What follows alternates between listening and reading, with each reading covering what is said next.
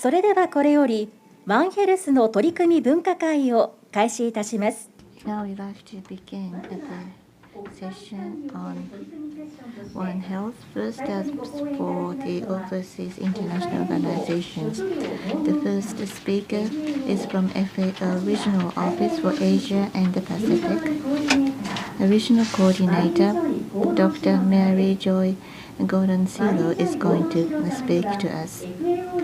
The title of her presentation is FAO One Health Initiatives in Asia and the Pacific.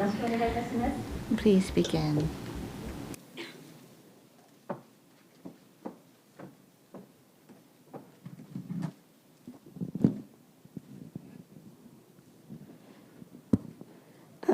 Firstly, a very good morning to everyone.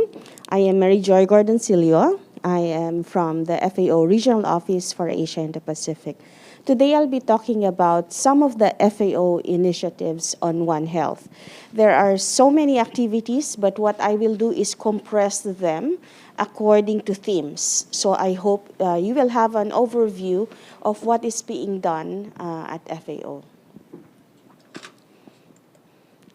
I'll be talking about a little introduction about One Health and what FAO is doing globally. And I will focus on the Asia and the Pacific, where I am from, and then a few topics on ways forward.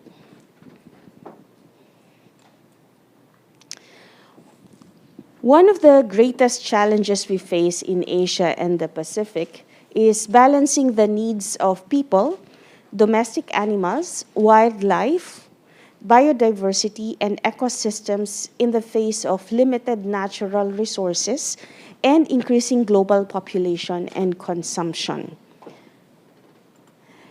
In this graph, you will see the global population. The blue is Asia, and you can see that the population in Asia is a lot more compared to the rest of the world. This means also that the need for food, including in this example, meat production, will be more, and there will be more important production demands from the region.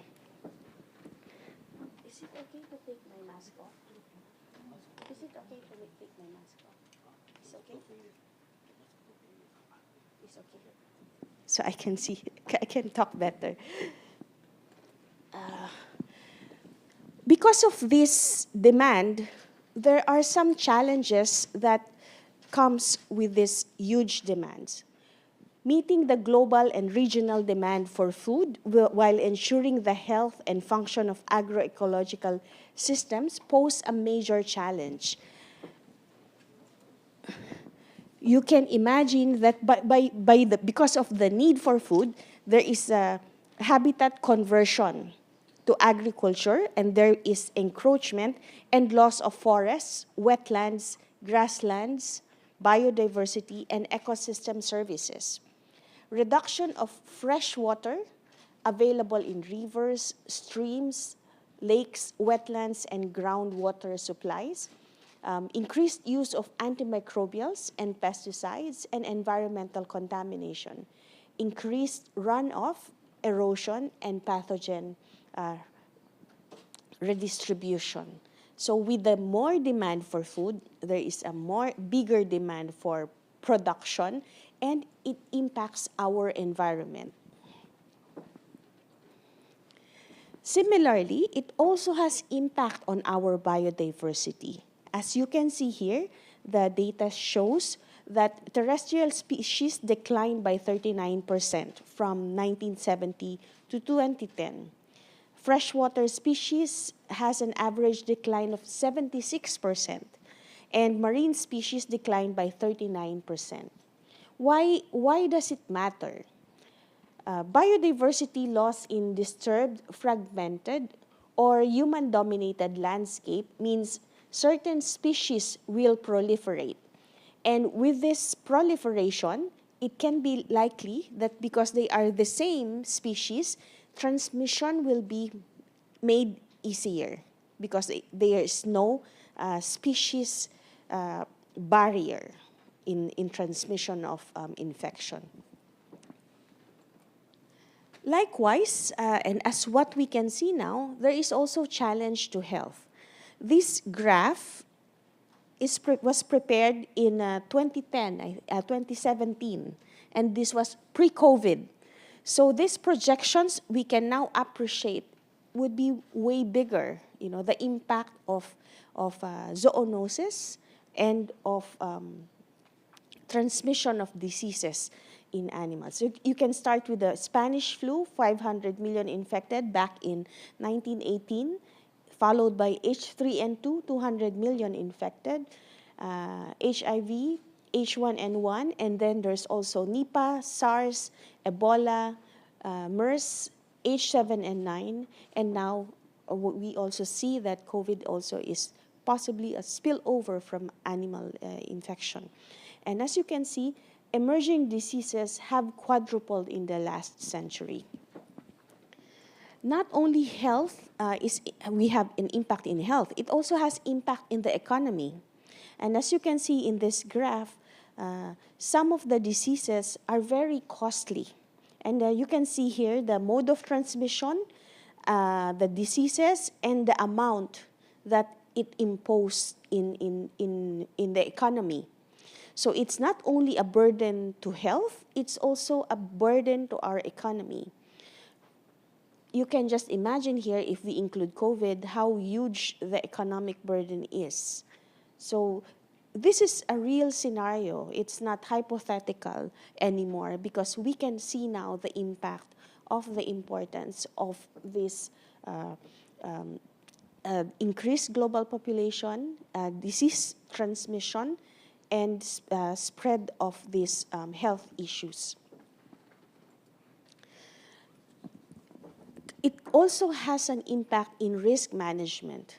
What you can see here is the world map, and it's a heat map actually, where you will see that Southeast, Southern, and Eastern Asia regions are known as global hotspots for the emergence of zoonotic infectious diseases due to a combination of the following.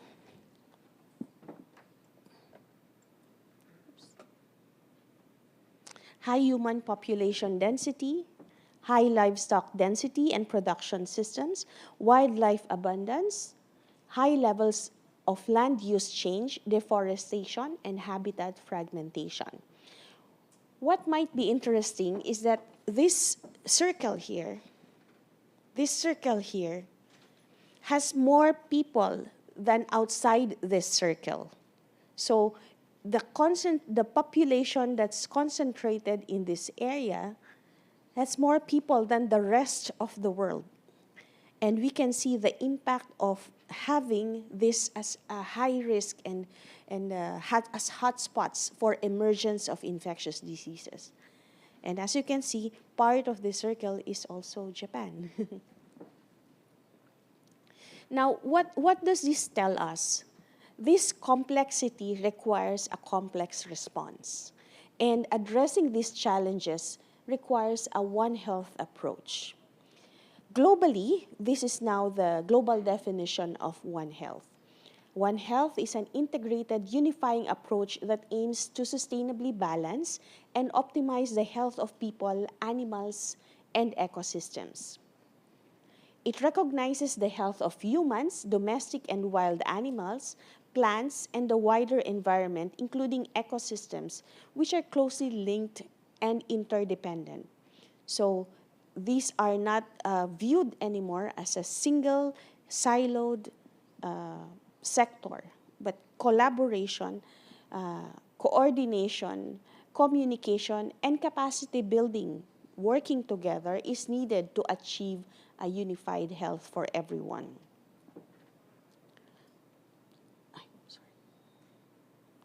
So what does FAO do? For those who are not aware, FAO stands for Food and Agriculture Organization of the United Nations. So our mandate is on food and agriculture.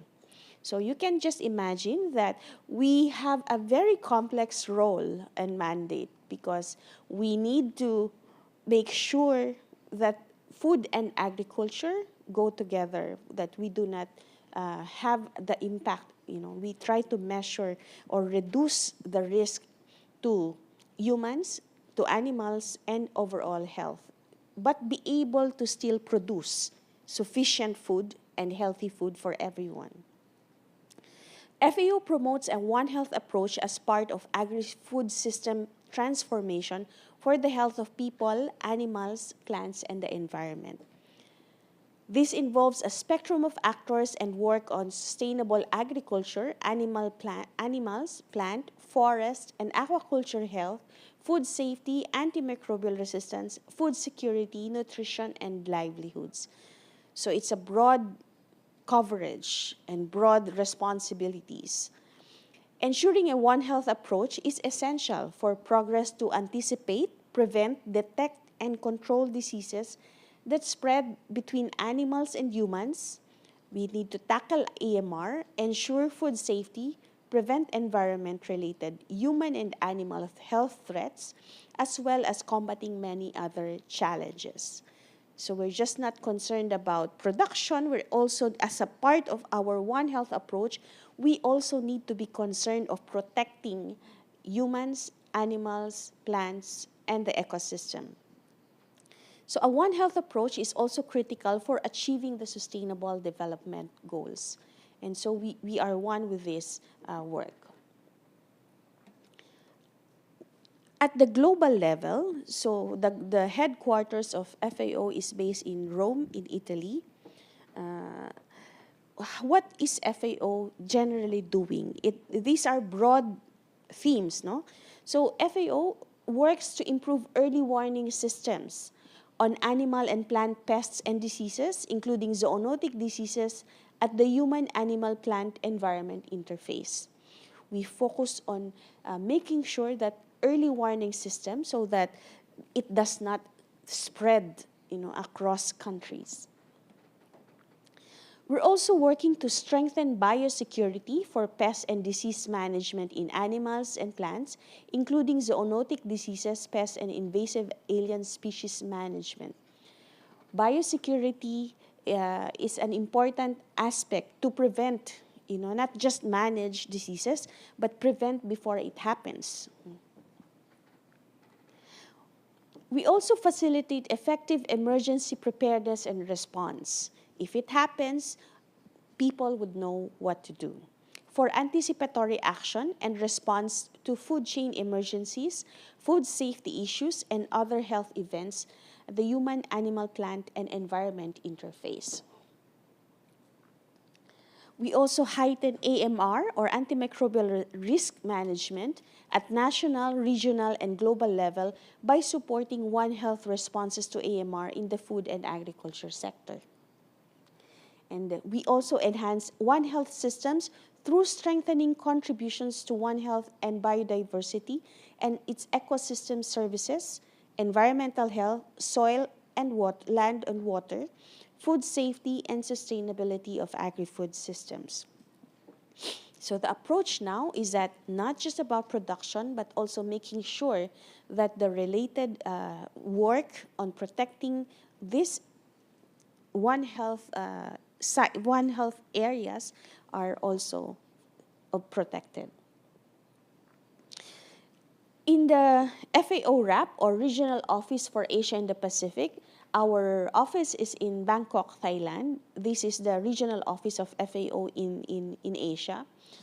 The Animal Health and Production Module and One Health Program priority areas are divided into these 5 areas. So improved livestock production, facilitated exchanges and policy dialogue, improved prevention and control of AMR, as well as transboundary animal diseases and zoonotic diseases, and expansion of One Health beyond animal and public health. So these are the 5 areas that I'll be mentioning about the activities in these 5 areas. There are over 100 projects in the region, including the regular program and extra budgetary program, such as ECTAD, Emergency Center for Transboundary Animal Diseases, where I belong.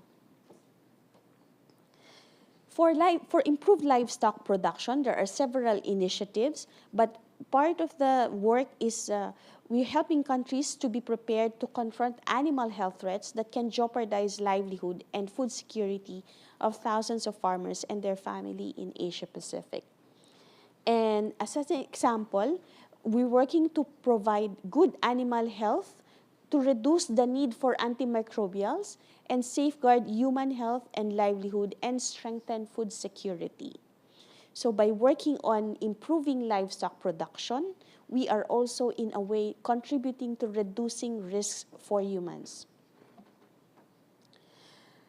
We also facilitate exchanges and policy dialogues. So in the interest of time, I'll just browse through some of them.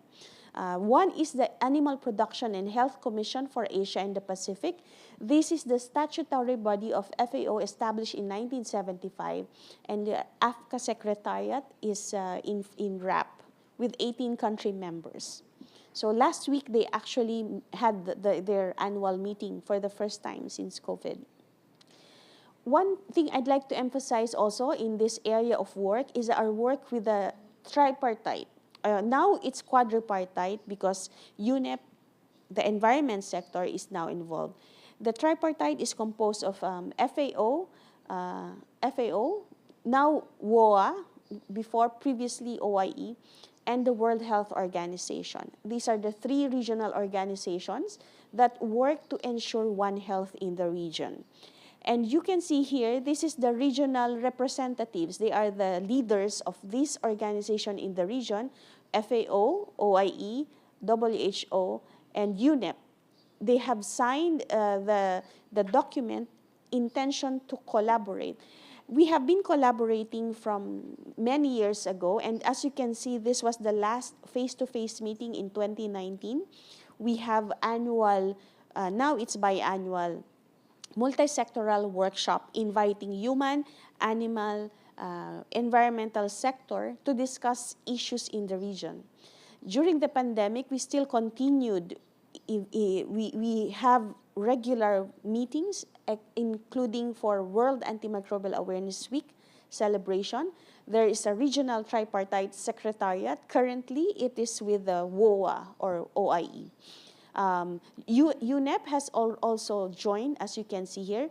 There are also joint products that you can see here, like videos, publicity on food safety, work on rabies, several. So this is a very active collaboration happening in the region. Aside from the tripartite and quadripartite, there are also various partnerships that we are facilitating in the region, including that for the Global Health Security Agenda and collaborating with regional networks such as ASEAN, SAARC, SIAHUN, and others. We also try to have work with the private sector and with other partners. For AMR, to improve prevention and control of antimicrobial resistance, we all know about the Global Action Plan on AMR and what is Global FAO Action Plan. This is FAO Action Plan on Antimicrobial Resistance.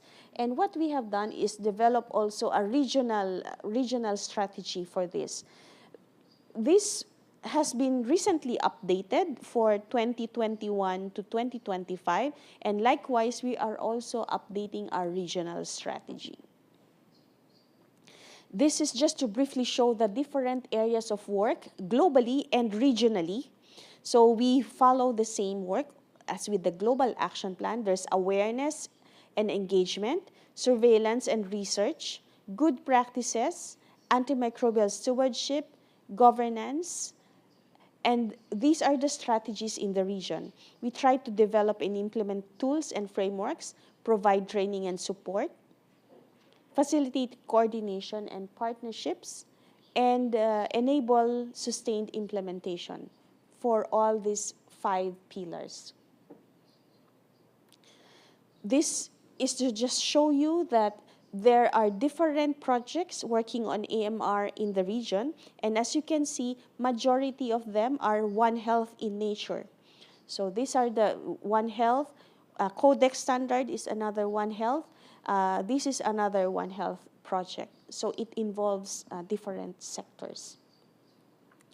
In terms of improved prevention and control of transboundary animal diseases and zoonotic diseases, we have several initiatives also. There's the Global Framework for Transboundary Animal Diseases, or what we call as GFTADs, together with the World Organization for Animal Health. FAO also worked on independent programming on TADs. These are just examples of the work being done. For capacity development, there is a field epidemiology training for veterinarians, and now we have started the virtual learning center for various topics. This is just to show you the diagram for the GFTADs, Global Framework for Transboundary Animal Diseases. This is at the global level. At the regional level, there is a secretariat, OIE and FAO, and there's a regional steering committee where countries are involved.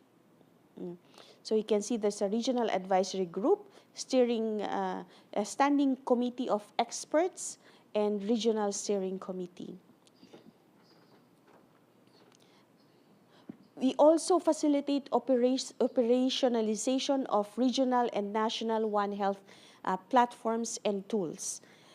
I mentioned about the tripartite collaboration with WHO and OIE, and there are several tools. Maybe I just list here in the interest of time, just so you see, we are facilitating their deployment in the countries. So this is mostly for assessment and having an evidence-based approach to improving One Health collaboration in countries. I'll just quickly run through. I'm running out of time. So improving prevention and control of TADs, I have mentioned about multidisciplinary workforce capacity. So there is FETPV and Virtual Learning Center that I have mentioned. Expansion of One Health beyond animal and public health.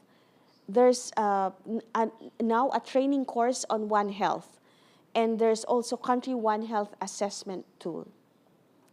One new area that I'd like to mention is the Field Training Program for Wildlife, Environment, Biodiversity, and Ecosystems. We call FTP-WIBI. This is a very new initiative where it tried to match the field program, field epidemiology training program for medical people, human health, veterinary, and now there is a field training for people working on environment, biodiversity, and ecosystems. This will allow them to be able to work together with the human health sector, veterinary sector, by field training. So I think I'm almost out of time, so I'll be very quick. So field training program for wildlife, these are just to measure the areas of work that are being covered in this field training. Now on the ways forward, and I think I'm on my last few slides here. In the 36th session of the Regional Conference for Asia and the Pacific, we call APRC, last March 22, the countries, these are participated by countries, recommended that FAO, in collaboration with tripartite and other international organizations, to provide technical assistance to countries to strengthen One Health policy, governance, and capacity, including undertaking national One Health and environment sector needs assessment. So these are the recommendations of countries to FAO, which we are taking forward and we are working on to make sure we address. Expand One Health capacity development subject to available resources that incorporates linkages between the environment and health and includes both in-service training for wildlife, environment, biodiversity, and ecosystem professionals, and joint multi-sectoral training on One Health. And lastly, maintain ongoing One Health support for addressing zoonotic diseases, transboundary animal diseases, scale up activities under the regional program on antimicrobial resistance and food safety, and include Codex Alimentarius and other associated standards. So these are the recommendations from the last meeting, and we are working on these recommendations. If you're interested to know more about this paper, the link is also here, so you can access. And finally, I just listed here some of the available resources for people on One Health. If you're interested to find out more what FAO is doing, these are some of the resources and materials that you can check. I provided the links to these references so you can access them. They are freely downloadable. And lastly, I would like to thank everyone for your patience. And if you want more information, Dr. Scott Newman is our One Health Regional Program Priority Lead. You can reach out to him through this contact email. In FAO, these are our 4 areas of work: better production, better nutrition, better environment, and better life. And we hope you're serving the purpose in the region. Thank you for your attention, and a good day to everyone. ありがとうございました。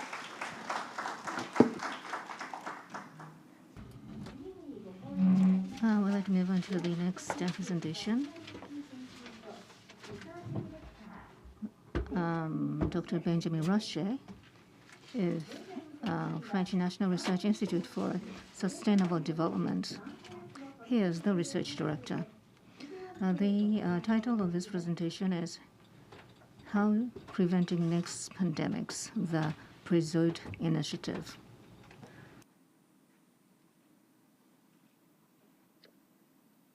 Hi everyone. I'm very happy to be with you today. A huge thanks for the invitation. I'm sorry to not be able to be with you in person in Japan, but hope it will be for next time. So today, during my talk, I want to talk about the link we have between biodiversity and pandemics and how we can envision sustainable prevention strategies. To do that, I will go through 2 examples. So one which is a very local one, another one which is at national scale, which is called PRESOD. So first of all, we have to acknowledge that a lot of things have changed since this guy actually has jumped into our lives. So the SARS-CoV-2, which has provoked the COVID-19 pandemics, has definitely changed our way to the science and how we can also implement science.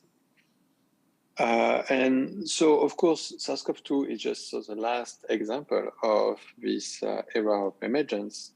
But actually, we had many other examples since the last time. So the first point when we want to develop this kind of prevention strategies is to understand what do we observe concretely on the field. And so what we can see definitely is that the number of emerging disease outbreaks is increasing this decade. So this is what you can see on the top right of this screen. So the number of outbreaks has been multiplied by almost 4 over the last 4 decades. Of course, detection capacity and so on and so forth have hopefully largely been improved since the beginning of the 80s, but the trend is definitely clear. But at the same time, we have also an increasing human mobility, almost by the same proportion. So it means that now we have more and more outbreaks a little bit through the world, and at the same time, all the different populations are more and more increased. So it means that now when we have a small outbreak somewhere, it can turn on into a global pandemic very quickly. This is what we have, of course, observed during the COVID-19 pandemics, with several cases of atypical pneumonia in China at the end of December 2019, to almost the whole world in lockdown almost only 3 months later. So we can really see how violent can be this kind of phenomenon. Of course, from this observation, it's very clear that if we continue to increase the number of infectious disease outbreaks and also the human connectivity, we have all the ingredients to observe new pandemic during the next years.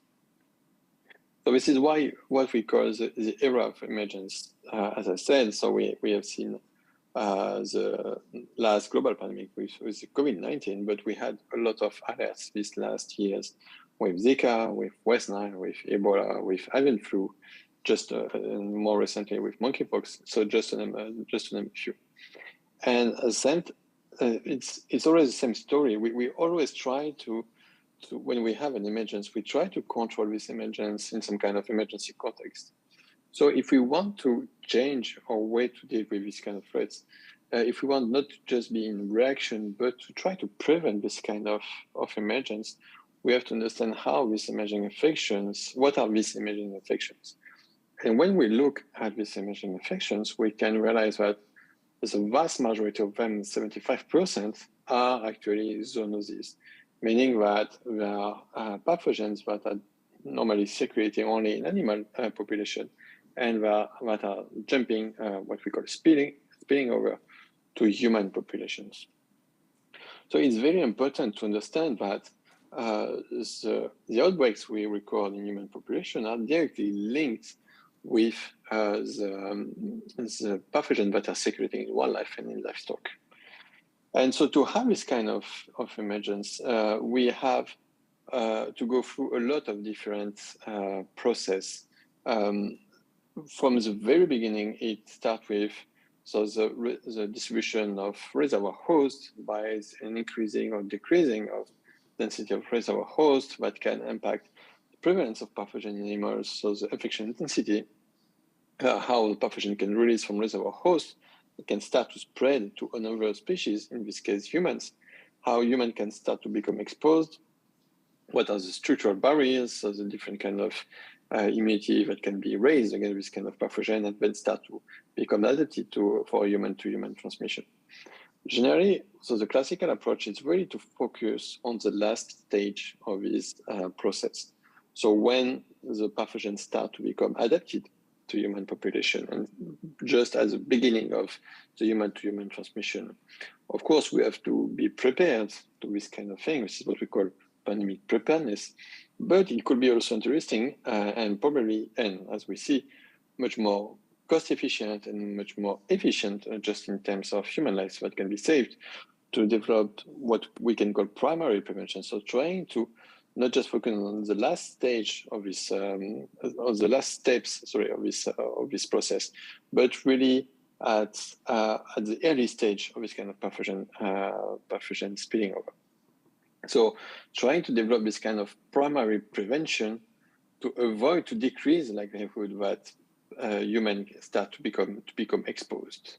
So the idea, if we want to develop this kind of primary prevention, it means that we have to understand the whole ecosystem of when these pathogens are circulating in order to prevent their emergence in a sustainable way. That's a very important concept that I will go back after that.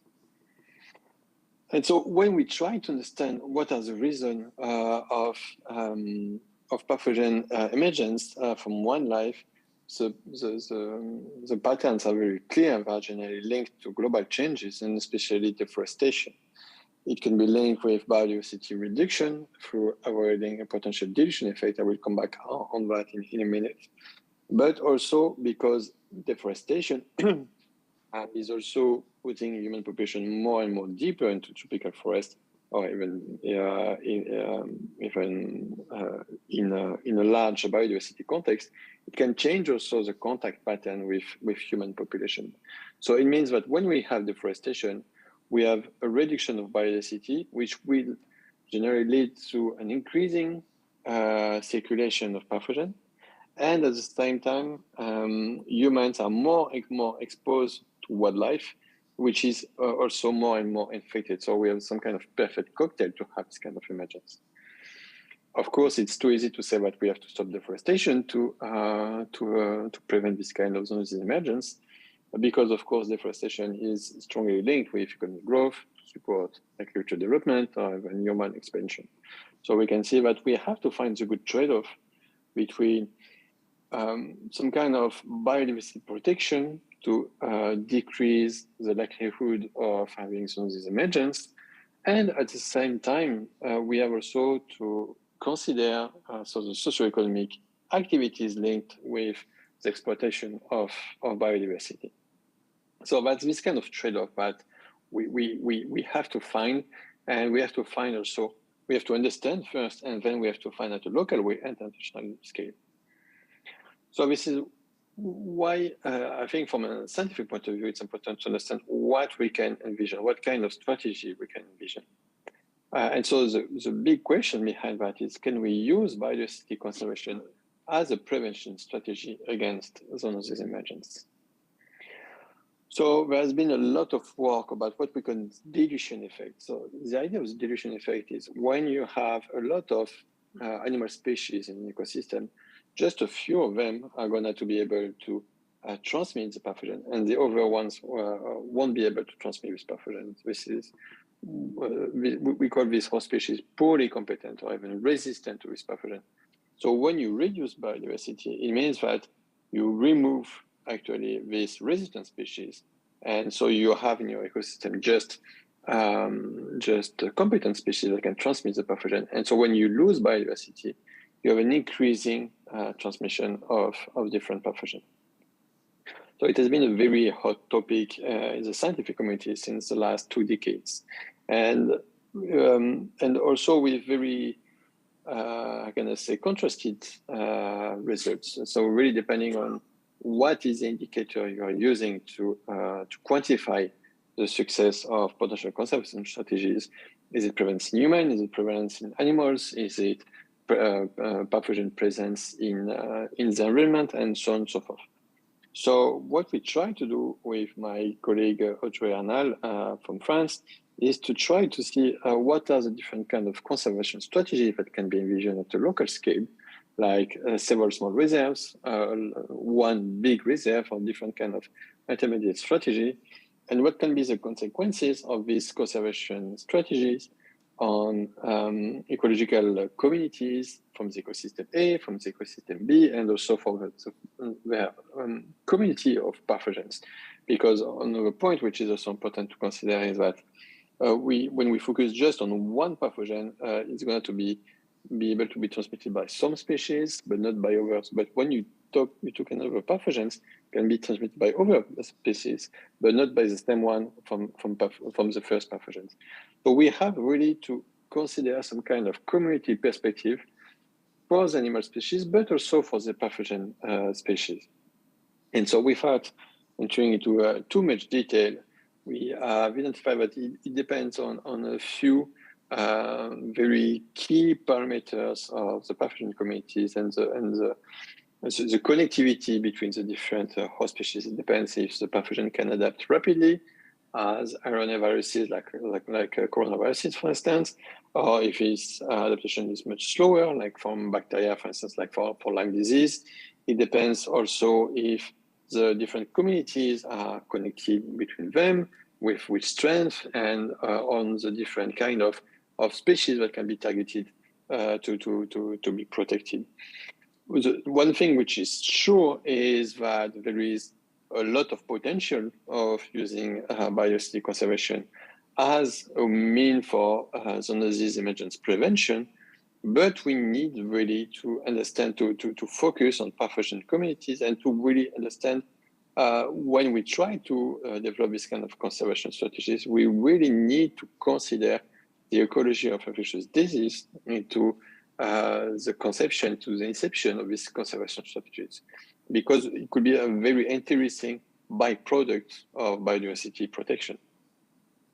After that, we tried to develop some kind of mathematical models in order to be more quantitative. So here, that's one example for vector-borne diseases. So on the left, so without entering into too much details from the mathematical models, on the left, you have different vector species. Each vector can be susceptible, meaning not infected yet, or infectious, meaning that it can, this vector, like a mosquito, can transmit the pathogen to another animal species, like a rodent, horse, or a human.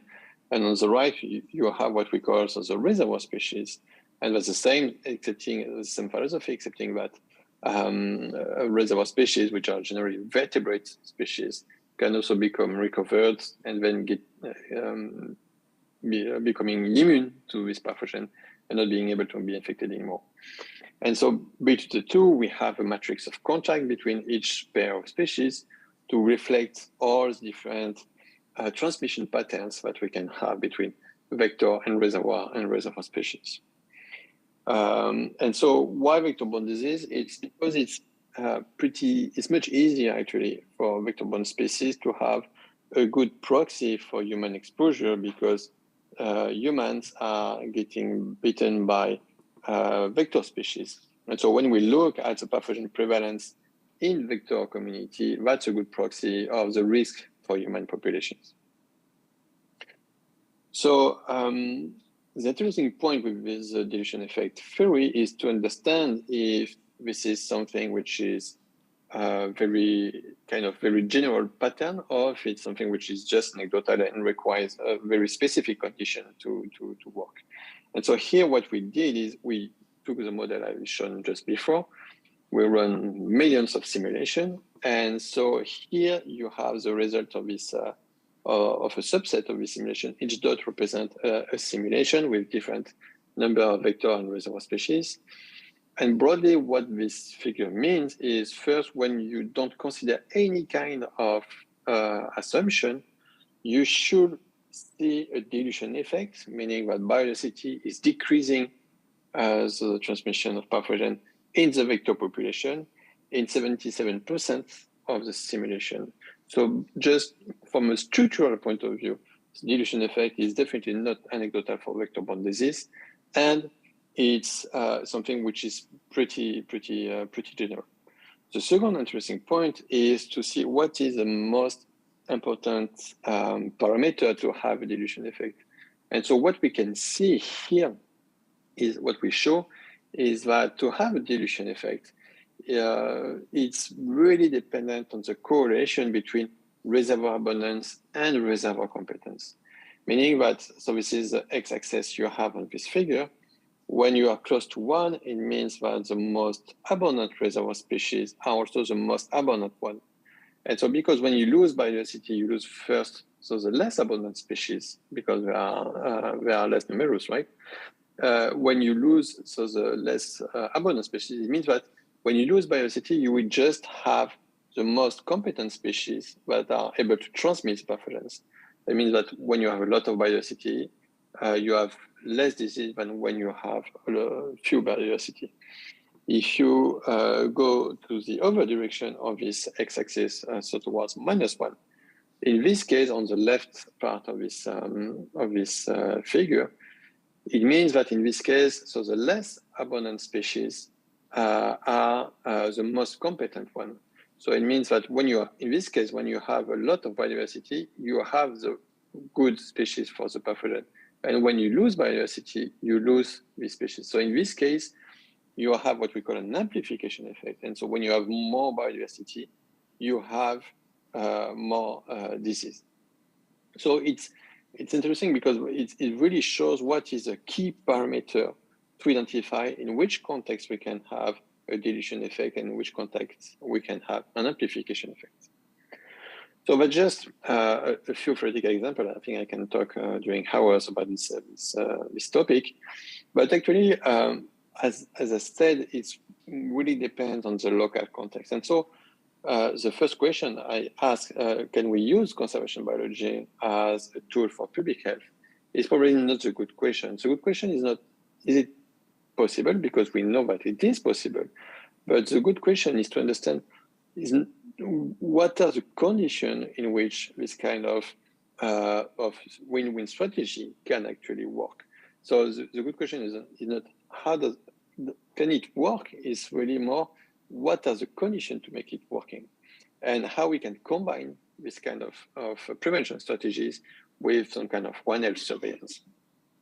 And so to go further into this idea, so I will show these two examples. So the first one, so what can we do? I mean, really, what can we really do? It's not just about scientific investigation. It's much more than that. And so I will show you two examples. So the first one is a local context that we are currently developing in Mexico, in the peninsula of Yucatan, which is an international lab called El Dorado that I'm co-leading with my colleague Gerardo Sudan from the UNAM. And so the idea of this lab is to try to design sustainable conservation strategies that can protect human population from virus emergence and which does not impact negatively economic growth at short term, because we know that this is going to be a key point for sustainable implementation in a local context. So first of all, why are we working in Yucatan? So a lot of people can say that this is because the food is amazing and so the place is gorgeous. And I have to confess that it's true. This is a very beautiful place and the food is amazing. But from a scientific point of view, Yucatan is also very emblematic of the kind of issue we have. The Yucatan has lost 50% of its jungle during the last 3 decades. Mexico has more endangered species than any other countries on Earth. So deforestation and biodiversity loss is something huge in Mexico. And this is why Yucatan has always been considered as a current and future hotspot for zoonose emergence. But the point is, Yucatan is also connected very strongly with Mexico City with almost 10 flights by day.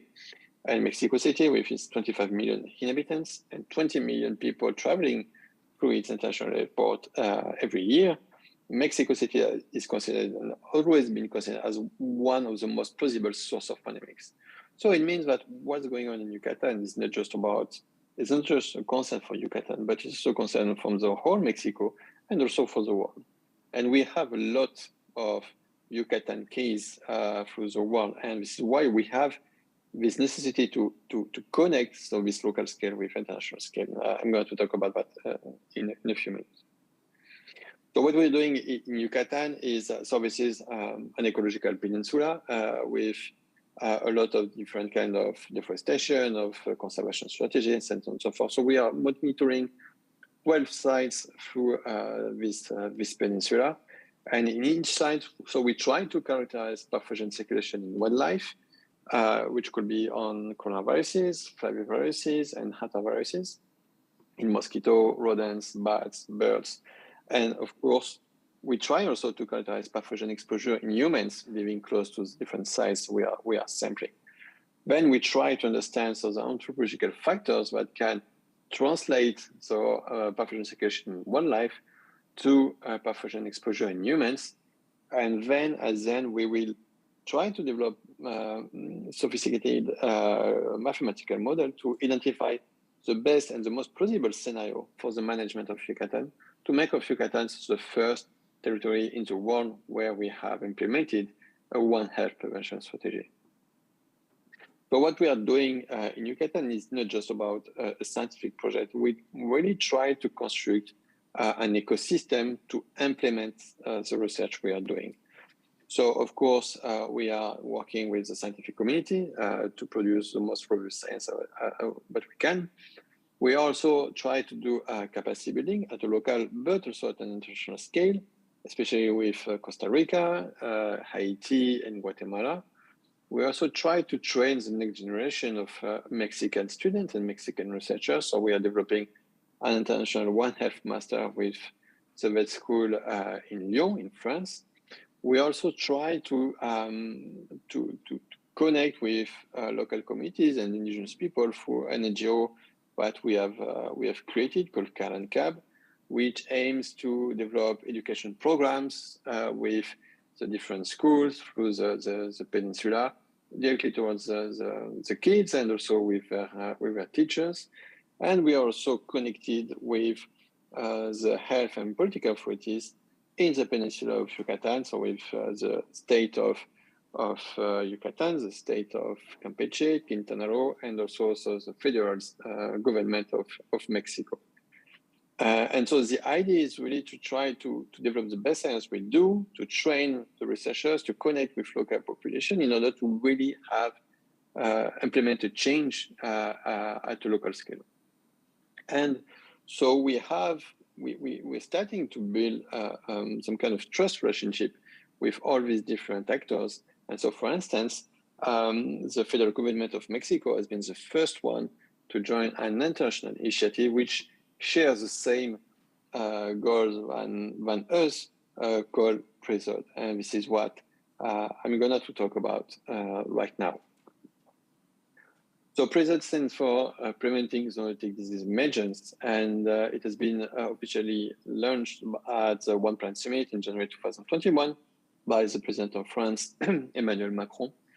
And so PRESOD has already received, since its inception, the support of international organizations, as well as the European Commission as the voice of its president, Ursula von der Leyen.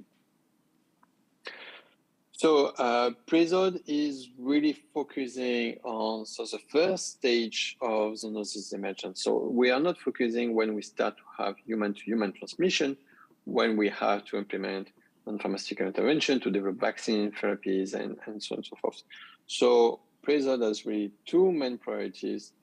The first one is to improve preparedness by improving One Health surveillance network through the world, especially in the global south, at this interface between animals, wildlife and livestock, and humans, in order to be able to detect as soon as possible when we have spillover events, and also to respond also as quick as possible.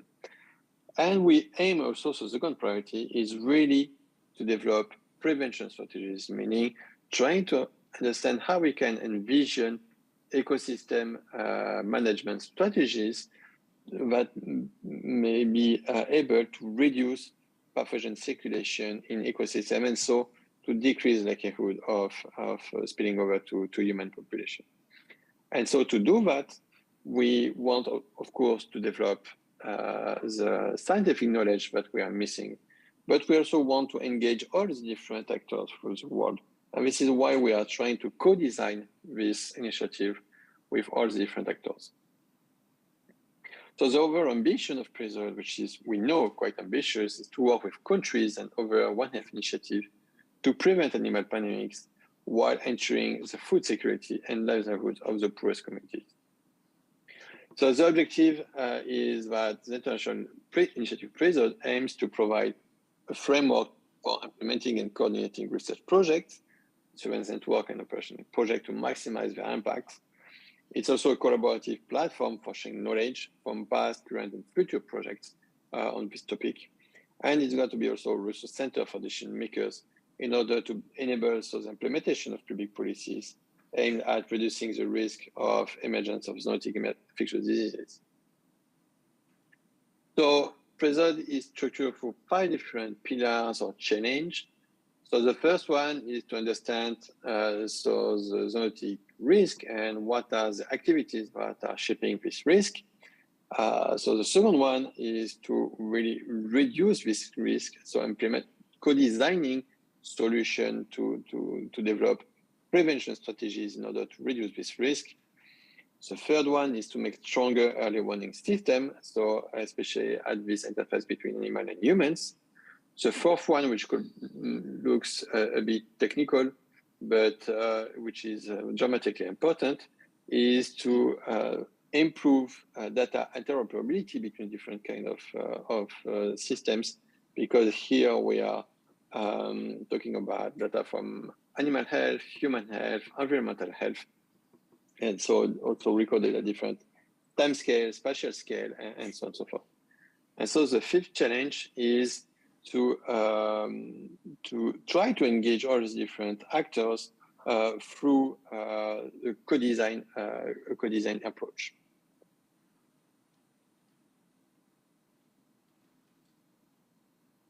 So how we did that is, so we've been through different steps. So first in December 2020, so we have organized a large international conference in 2 weeks in order to quantify the feasibility of this kind of international initiative, which has been quite a success because we had 400 people who have attended to this conference.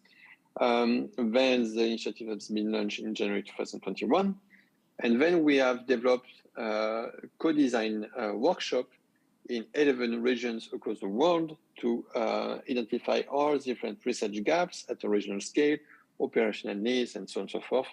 So it has mobilized more than 1,500 contributors from more than 120 countries. And all this knowledge so has been synthesized through two international scientific workshops and to develop what we have called the strategic agenda of the PREZOD initiative, which is going to be our roadmap for the next 5 to 10 years. So far, as I said, PREZOD has been launched by France almost 2 years ago.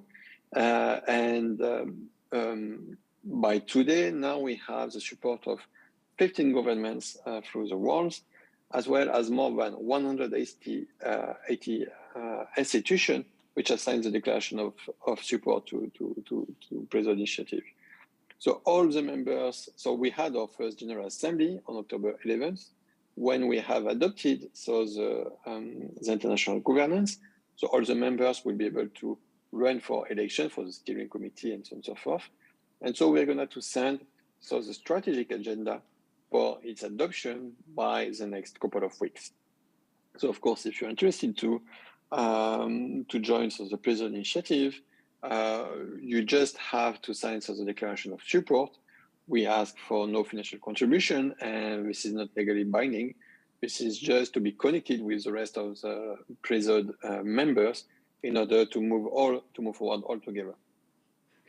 So we have also started to develop first concrete action. So first we try to set up, to put PRESOD in the international landscape on One Health. So we have organized a session at the World Health Summit. So during the last 2 years, we have also participated to the Geneva Health Forum, to the IUCN Congress. We have been mentioned during the G7 and G20 meetings. We have a first funding also from France. We have 60 million euros as a first funding, 30 million euros for academic research, which can be potentially combined with funding from other national agencies. So for instance, we are discussing about possibility with the US NSF. So that's also could be an interesting kind of collaboration we can make with our countries. And we have also 30 million euros from more operational activities from the AFD, which is a French development agency.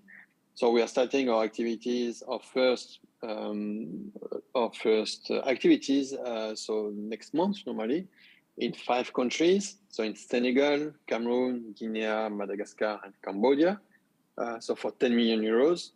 And so we are going to start new activities next year, probably in Mexico, Haiti, in Central Africa, and also probably in Southeast Asia for more, 10 more million euros, and another last funding of 10 million euros so the year after.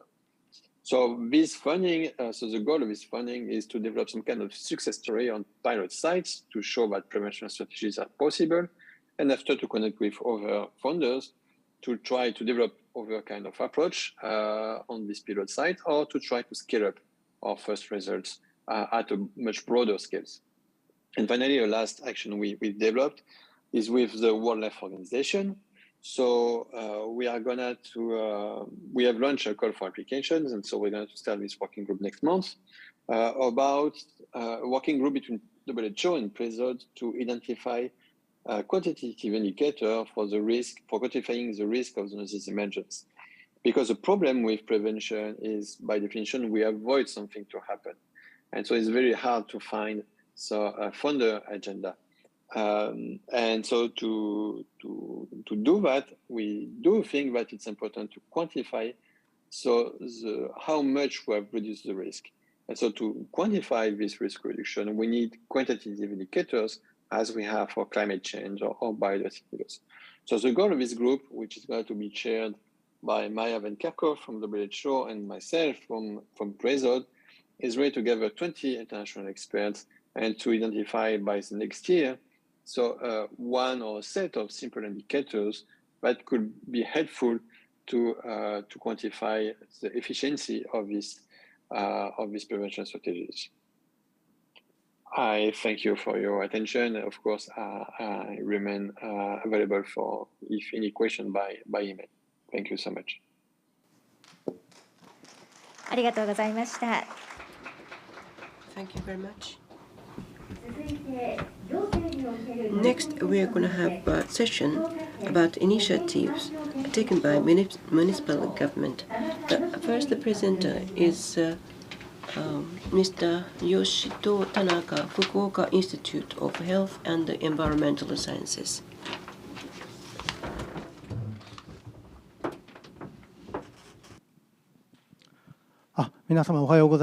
Good morning, everyone. From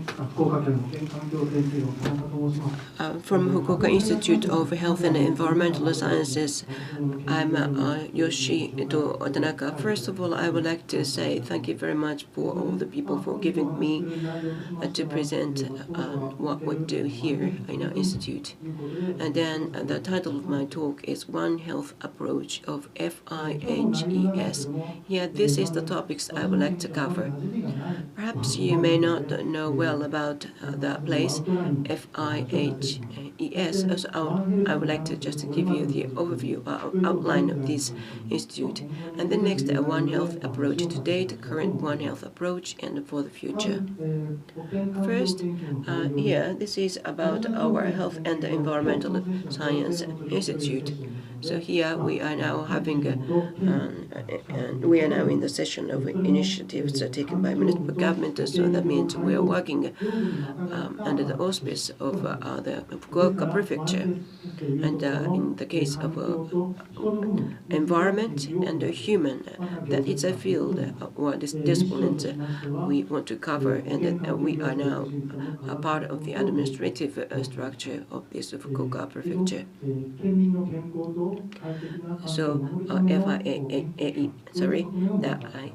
FIHES is the institute that provides evidence and information about the health and environmental issues to Fukuoka local government, and that is for Fukuoka citizens. And here, this is a structure of our organization. The Department of Health Science and Department of Environmental Science, and then furthermore, pathology, bacteriology, virology, drug and food hygiene, and related to environment, air and water and waste and environmental biology. So there are these different sections. So here, this is about employment. We have 67 people or researchers working here, but we cover a very wide variety of fields, including medical and pharmaceuticals, and then veterinary medicine and others. So next, I would like to talk about One Health approach to date.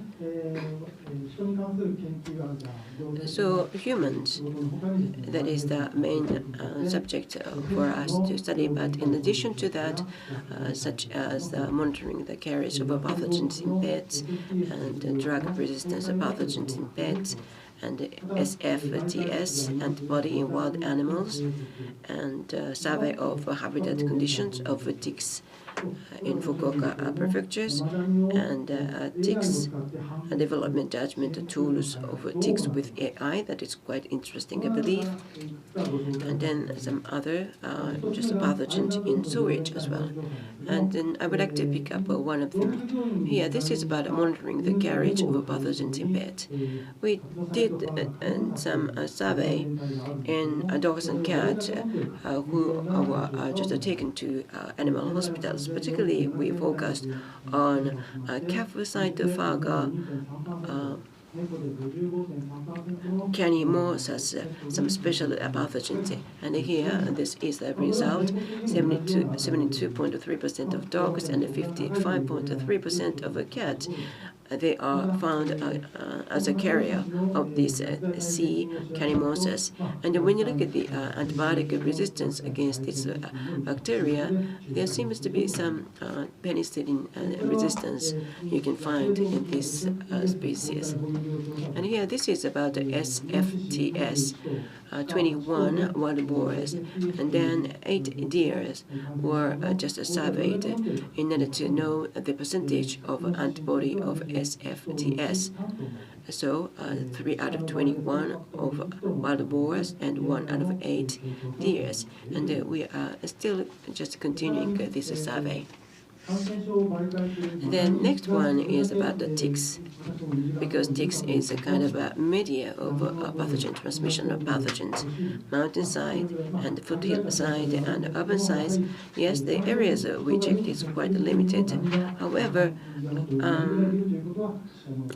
it is a little bit surprised to see that ticks just living there within the mountains and also in a foothills area as well. And here, from this year, we work together with a national research lab to do some further work, and then this is the development. This is to develop a comprehensive detection method of pathogens, because we are going. We received a lot of samples or specimens in a lab, and sometimes it's difficult for us to just identify and detect pathogens.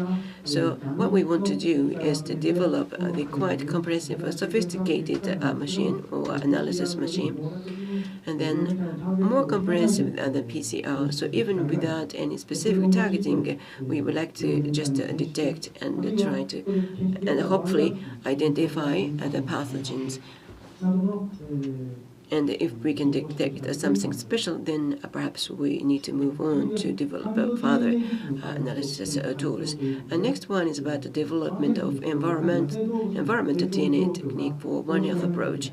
Of course, we need to check the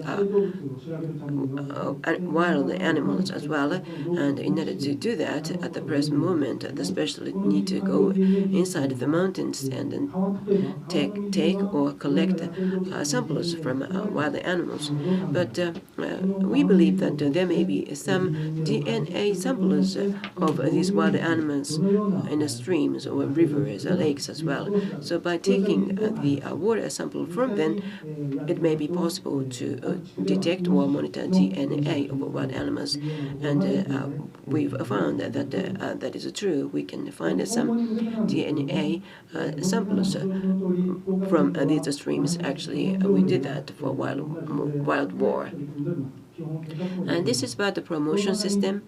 There is some plan and a protocol, and then One Health Center.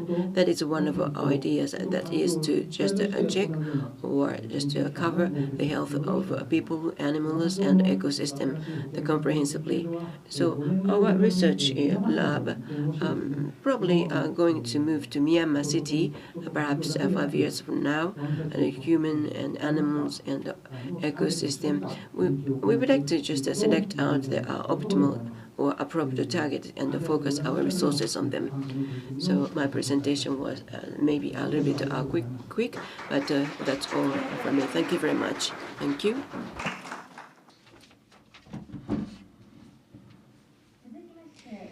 Shall I move on to the next presentation? Mr. Hiroshi Arata is going to present, who's the manager of the Department of Environment Affairs at Fukuoka Prefecture. Good morning, ladies and gentlemen. I am of Department of Environment Affairs at Fukuoka Prefecture. I'd like to discuss with you about the research of the wild animals' theft virus infection. Okay, first of all, I'd like to explain to you about the background of the research. And SFTS is the severe fever with thrombocytopenia syndrome. China, Japan, Korea, in those countries, the prevalence have been confirmed. The first incidents occurred in 2013 in Japan, and it is infected but bitten by ticks, and symptoms are the fever, headache, myalgia, neurological symptom, gastrointestinal symptom, and respiratory symptom. に上るとされているところです。厚生労働省によれば And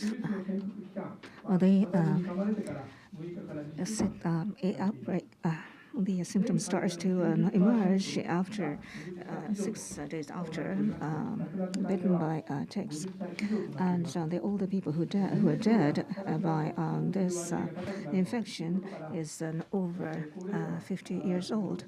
So it tends to be that the elderly tends to have severe cases of infection, and antiviral treatment is not available.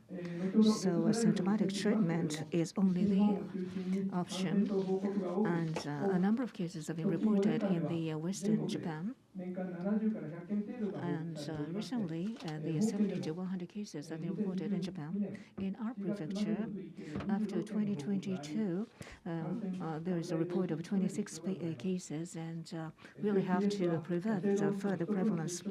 So the contact with the cattle and wild animals, the increase of those occasions have been considered as the cause of the infection, and primary cause of infection are the wild animals such as deer, the wild boars, and making use of those animals, we have decided that we're going to conduct the research. And as of January 2022, there are the prefectures which have reported the incidence of the infection. Primarily, there are cases in Western Japan and 60 cases altogether. Miyazaki, Kagoshima, Nagashima in Kyushu, and Hiroshima and Yamaguchi, Kochi are the primary prefectures which have shown the high incidence.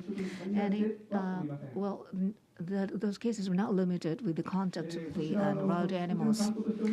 And for your reference, I just would like to take a look at this. And as of the July 2021, these are the developments of the number of the mortality. And NEED has issued this report. The March and 2013 forwards, there have been altogether 88 people have been dead, and we have the case of mortality as well in our prefecture. And the SFTS survey at our prefecture is my next topic. The area of survey has been selected based upon the statistics of the catch of the wild animals. And the target animals are the deers and wild boars, and also these animals have the ticks in their bodies in most of the cases. So that's the reason why we have selected those animals for the survey target. Now I'd like to explain to you about the flow of the survey prefecture. The wild animals caught. We take samples to check on the virus infection. We ask the outsource companies to collect the samples to check on the antibody. We have conducted, we target for 150 cases of the samples this year. For the health of people and animals, for the production of them, and also we have to prevent zoonotic diseases. And as the importance of the conducting this kind of research is increasing. SFTS is a kind of infectious disease that people can catch quite easily. However, the cause of that disease has not been clearly elucidated. Therefore, just need to make people involved fully aware of the importance of this disease. Thank you very much. Next, from Fukuoka Prefectural Food Safety Department of Agriculture, Forestry and Fishery Department, Mr. Seigo Fuji is going to speak to you. Good afternoon, good morning, everyone. I am Fuji from the section of food safety and local consumption. I'm going to talk about the One Health certification system, which was embarked in September this year. This is the logo mark, many of you may know. This is the logo mark that considers One Health for human, animals, and environmental health. We have 3 sections, and we combine these 3.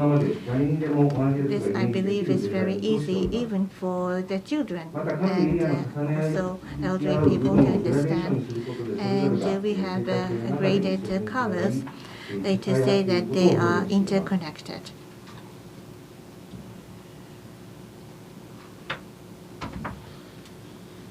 Let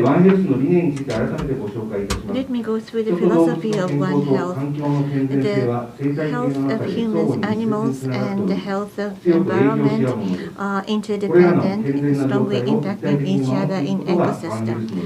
We need to support all of these in the philosophy of One Health. In prefecture, we are tackling on the promotion of One Health, and we established an ordinance last January. Human health and animal health and environmental health are to be protected with 3 challenges. In March, based on the ordinance, we have come up with policies to promote One Health in a more systematic manner, and action program was established. And in September, based on One Health philosophy, we embarked upon the certification system of the products from agriculture, fishery, and forestry.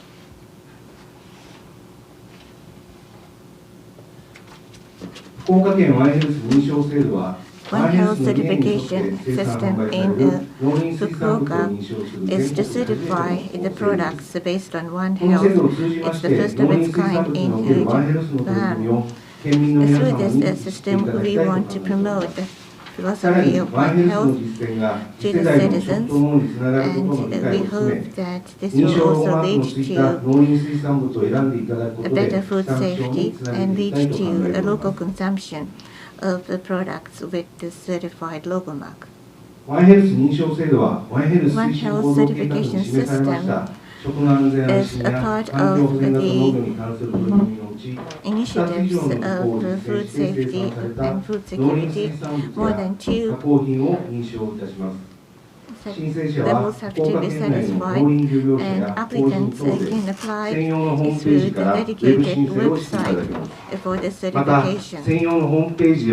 And we have a dedicated website that introduces our initiatives in promoting the certified products from agriculture, forestry, and fishery.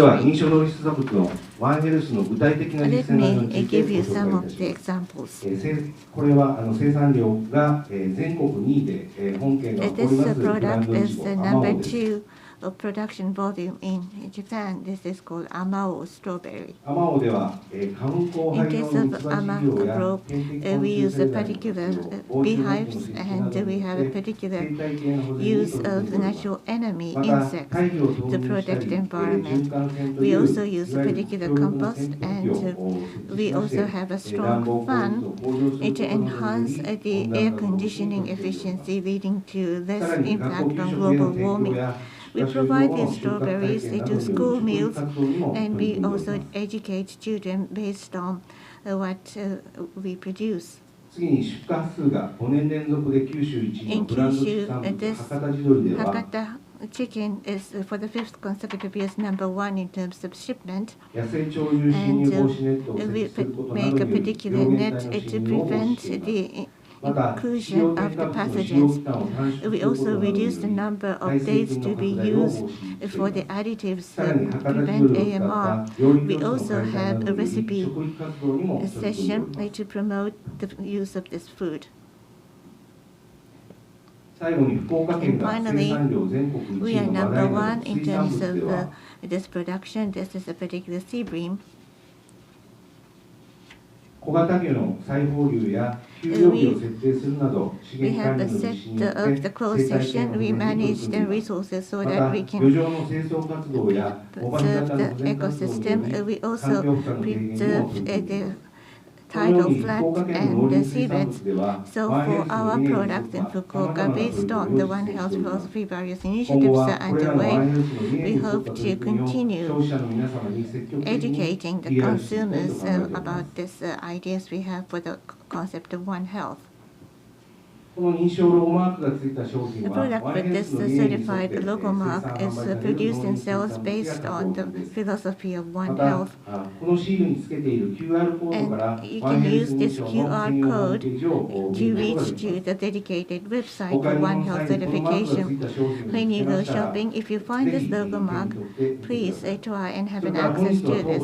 And on the first floor of this hotel, we have a booth for the certification system display. And in the next area where we have a park, we also have these logo marked products available. Finally, the people who make and people who select are all connected, and more people select the logo certified products will increase the number of producers, and this leads to a healthy society, and this is the One Health certification philosophy. I hope that you would continue to use the One Health logo marked product and Fukuoka product. Thank you very much for your kind attention. ありがとうございます。 Thank you very much. And next is from Forestry Promotion Division, Department of Agriculture, Forestry and Fisheries, Fukuoka Prefecture. The presenter is Takagi Satoru. 皆様こんにちは。 Good morning, everyone. My name is Satoru Takagi, working for Forestry Promotion Division, Fukuoka Prefecture. I'd like to spend a few minutes to present the initiative we've been taking here in Fukuoka under the name of One Health Forest. One Health is the concept that the health of people usually depends on the health of animals and the environment. As Fukuoka municipal government, we have decided to develop and look after the space One Health Forest as an embodiment of this concept.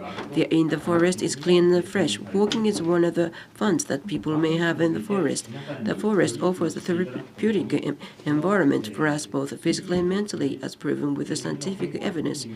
For further promotion of One Health concept and further healthier lives of people in Fukuoka, we have designated the forest area across Onojo City, Dazaifu City, and Umi City, which is a 342-hectare forest in Shoji Mountain, as One Health Forest Shioji. This One Health Forest Shioji embraces a variety of trees and shrubs, from deciduous broadleaf trees to evergreen conifers, Japanese native folks, raccoons, wild boars, and birds. Many animals live in this forest. Inside of this forest park, there are multiple walking routes arranged, the best place of forest therapy being offered.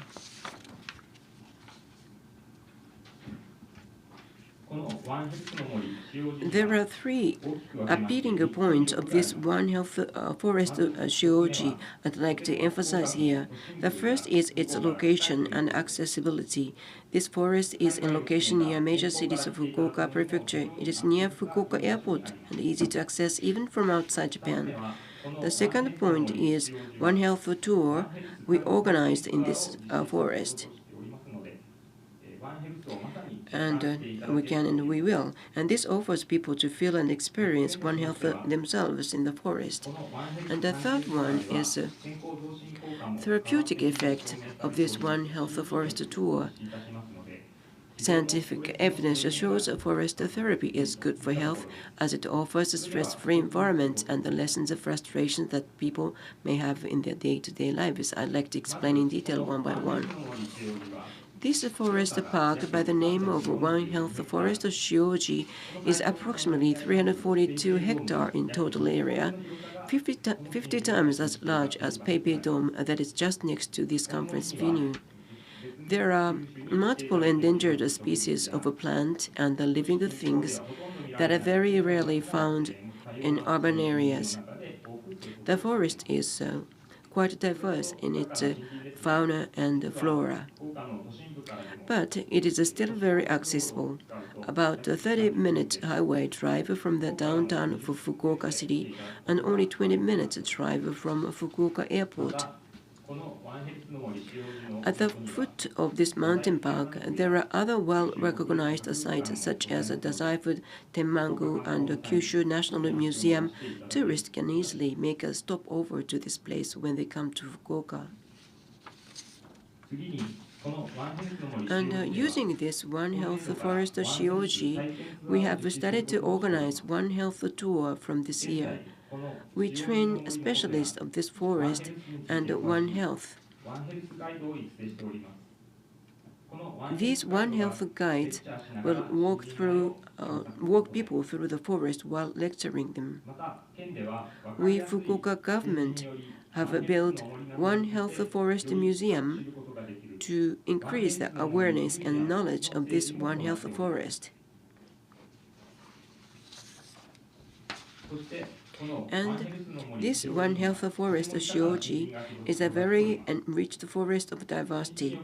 It offers the place of forest therapy, reduction in stress-related hormones, and blood pressure, and decrease in blood pressure in the forest, and enhancement of immunity. They are all scientifically demonstrated.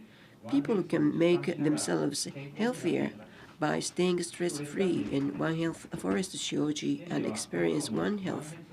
This is one example of the project of which Fukuoka Prefecture takes initiatives to promote the health of people living in Fukuoka.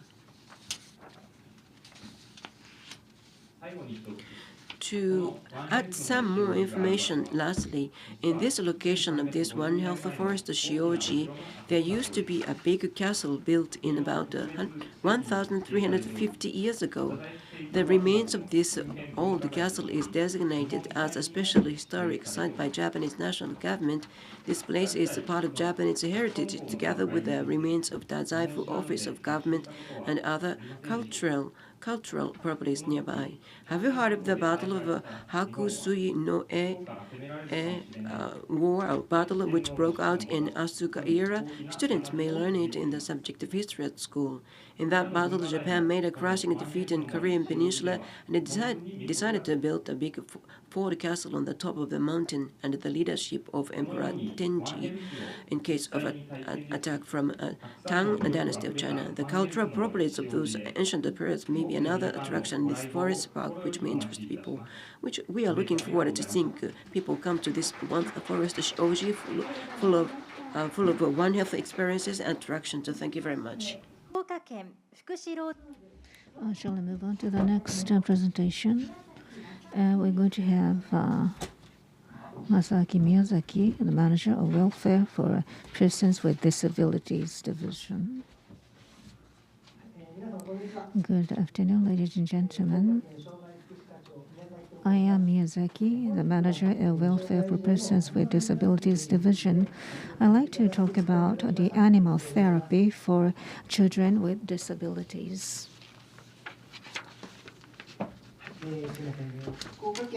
At Fukuoka Prefecture, based upon the One Health concept, we are trying to develop the symbiotic society in this prefecture through we are trying to provide support to children with disabilities to take initiative in their lives through animal therapy. I just would like you to understand how the development of the number of intellectually handicapped children has been going. And altogether, 12,000 people are with disabilities. And would you please compare that number to the total number of population of prefecture, which is 1.1 million. And altogether, the 185 children with disabilities experience the riding horses and taking care of horses at the equestrian center in Fukuoka Prefecture. And through these experiences, based upon the analysis of a psychotherapist, they are considered to be having the receiving the positive effects from those activities. And from this year on, we have started the two different projects, which I'm going to go into details from now. The first one is to dispatch the therapy dogs from 3 to 5 year old developmental disorder children will be receiving the therapy dog dispatch project, and Down syndrome children would receive dogs to read stories to the dogs, and the effects of those have been verified. This is how the projects were implemented. 3 to 5 year old children go to the facility where the therapy dogs have been dispatched. They sit in a circle, and then they approach to therapy dog. On the right-hand side, you can see how they are touching the dogs. The bottom picture shows about a Down syndrome junior high school student is reading a book to a dog. We should avoid that. These would be a one-off event. In order to avoid that, we had the discussions among the people involved. Then preparatory activities were carried out, and then after that, after the events, we had the meetings to discuss on the efficacy of the projects. And in order to make a successful events projects, we have to have the involvement of the staff members of the facility as well as the psychotherapists. We have explained to the family members of the children, and then asked them to give us the feedbacks how the children have changed after those projects. And there's people with development disorders around 5 years old. They tend to have the anxiety as well as nervousness. So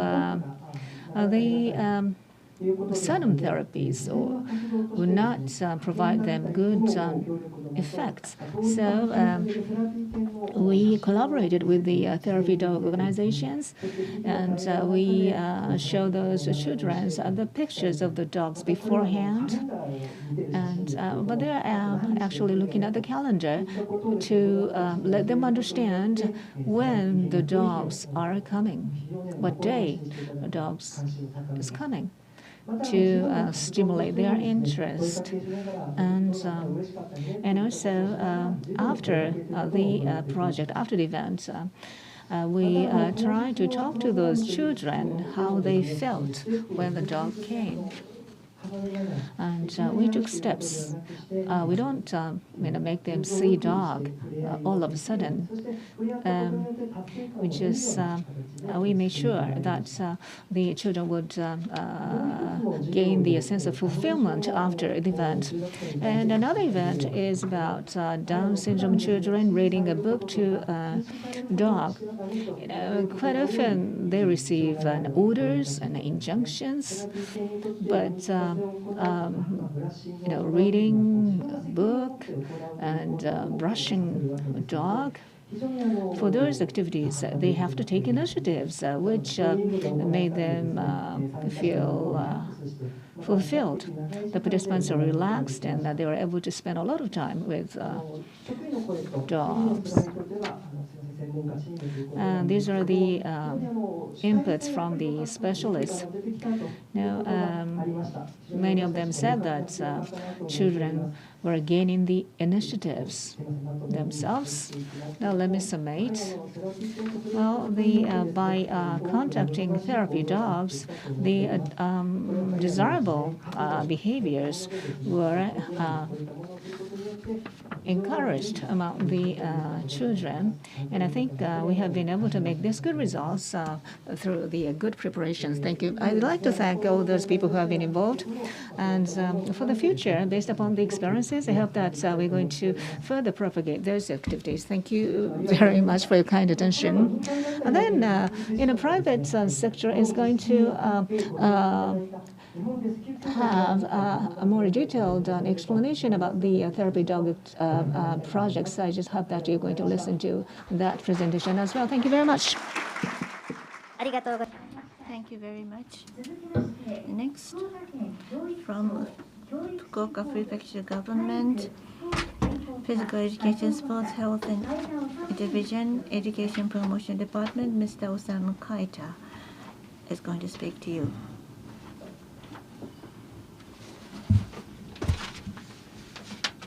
I am Kaita from Physical Education, Sports and Health Division, Education Promotion Department of Fukuoka Prefecture Government. Today, I'd like to explain about the One Health Education Promotion Project that Fukuoka Prefecture is working on. First of all, let us begin by describing One Health Education as education to think about a better way of life and a better society through the theme of One Health.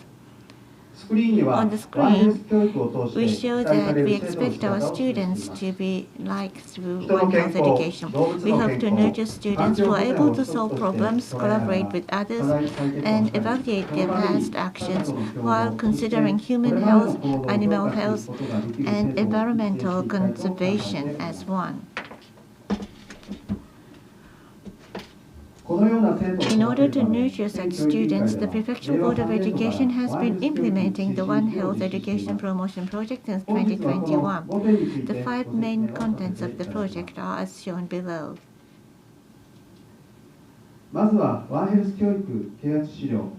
First, we'd like to discuss the distribution of the One Health educational awareness materials.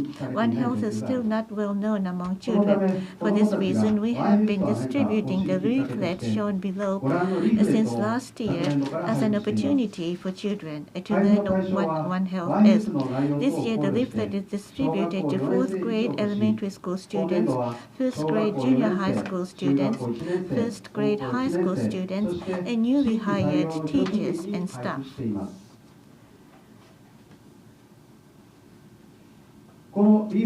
In distributing this leaflet, we prepared examples of instructions that can be used in each school type, physical education and health education classes, and distributed them during at the end of day closing assemblies to make it easier for each school to utilize the leaflet.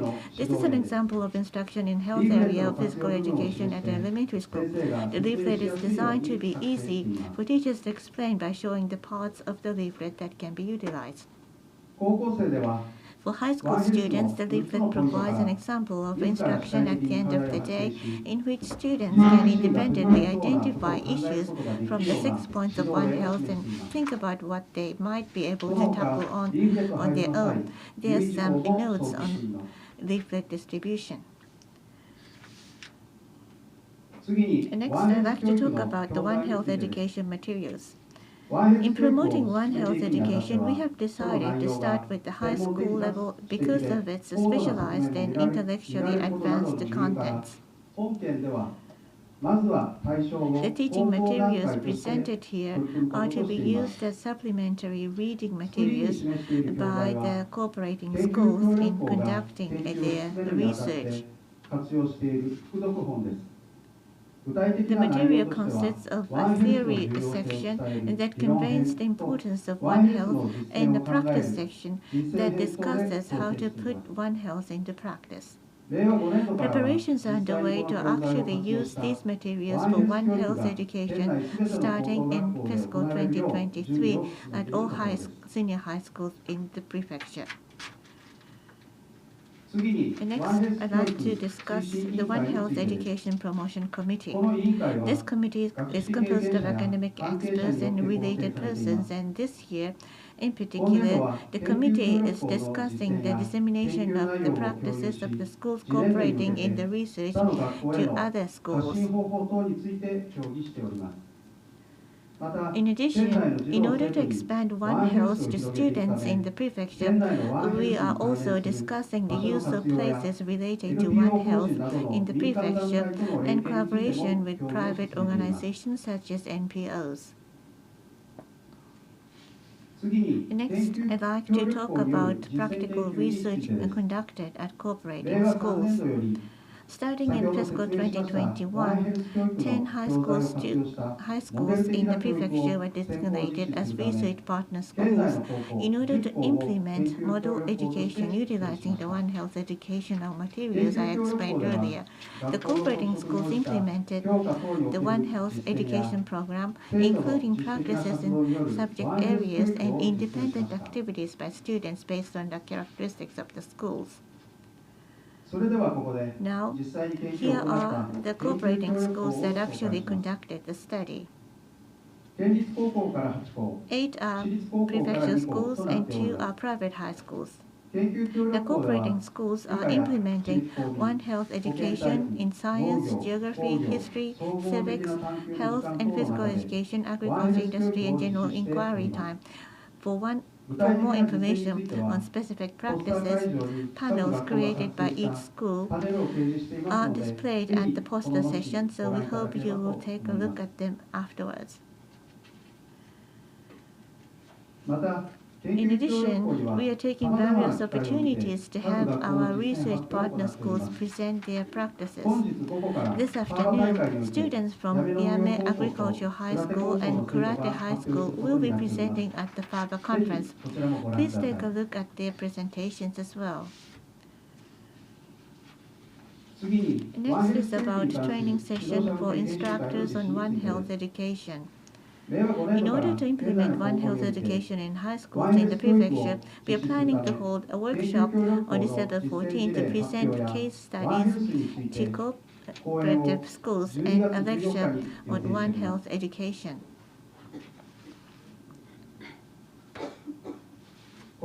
Here are students from a research partner school at the One Health Festival 2022, which was recently held at the Kyushu, Chikugo City. At the event, there was a panel display of research partner schools. There, students carefully explained what they had learned to Governor Hattori and answered his questions. We believe that this is the embodiment of the learning of One Health education. Also, at the One Health Festival 2022, there was a stage presentation. Students confidently presented what they had learned through One Health education on stage. I think it can be said that students have truly acquired the ability to put One Health education into practice. As described, we feel that One Health education in our prefecture is steadily moving forward. As for the future, we need to expand the efforts of our research partner schools to other high schools in the prefecture. We need to make sure that all children are aware of One Health through the use of leaflets and other means. We will also promote One Health education from Fukuoka to the rest of Japan and to the world.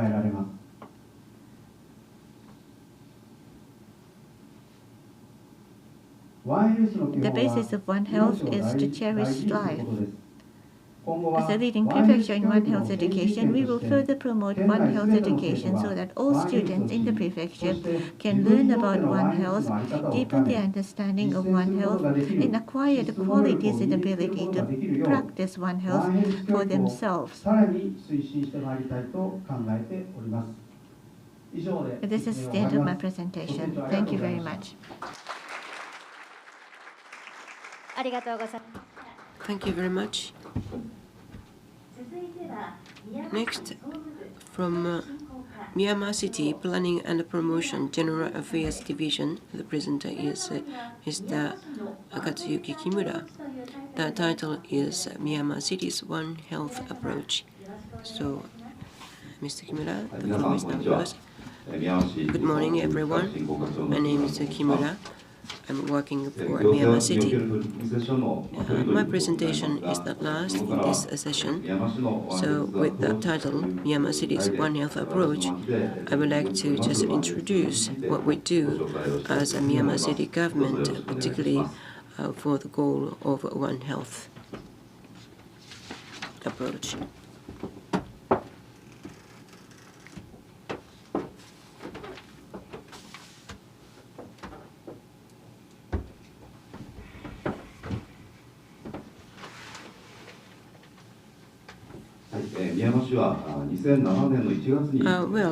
To tell a little bit about Myanmar City, 2007, 3 towns merged to become Myanmar City. This is located in the south part of Fukuoka Prefecture, mountains and then oceans and then plains and very rich in natural environment. And the main industry is agriculture, greenhouse, horticulture, and fruit farming. They are quite active. And then the special product we are proud of is Yamakawa Mikan, that is a special orange, and Hakata Nas, an eggplant brand. And then the population is 35,623 as of end of August. And then the 38.9% of the people are 65 years old or older. That is a little bit older than the average of Japan and other areas. And then the population itself is just declining year by year, and then we are designated as a depopulated community.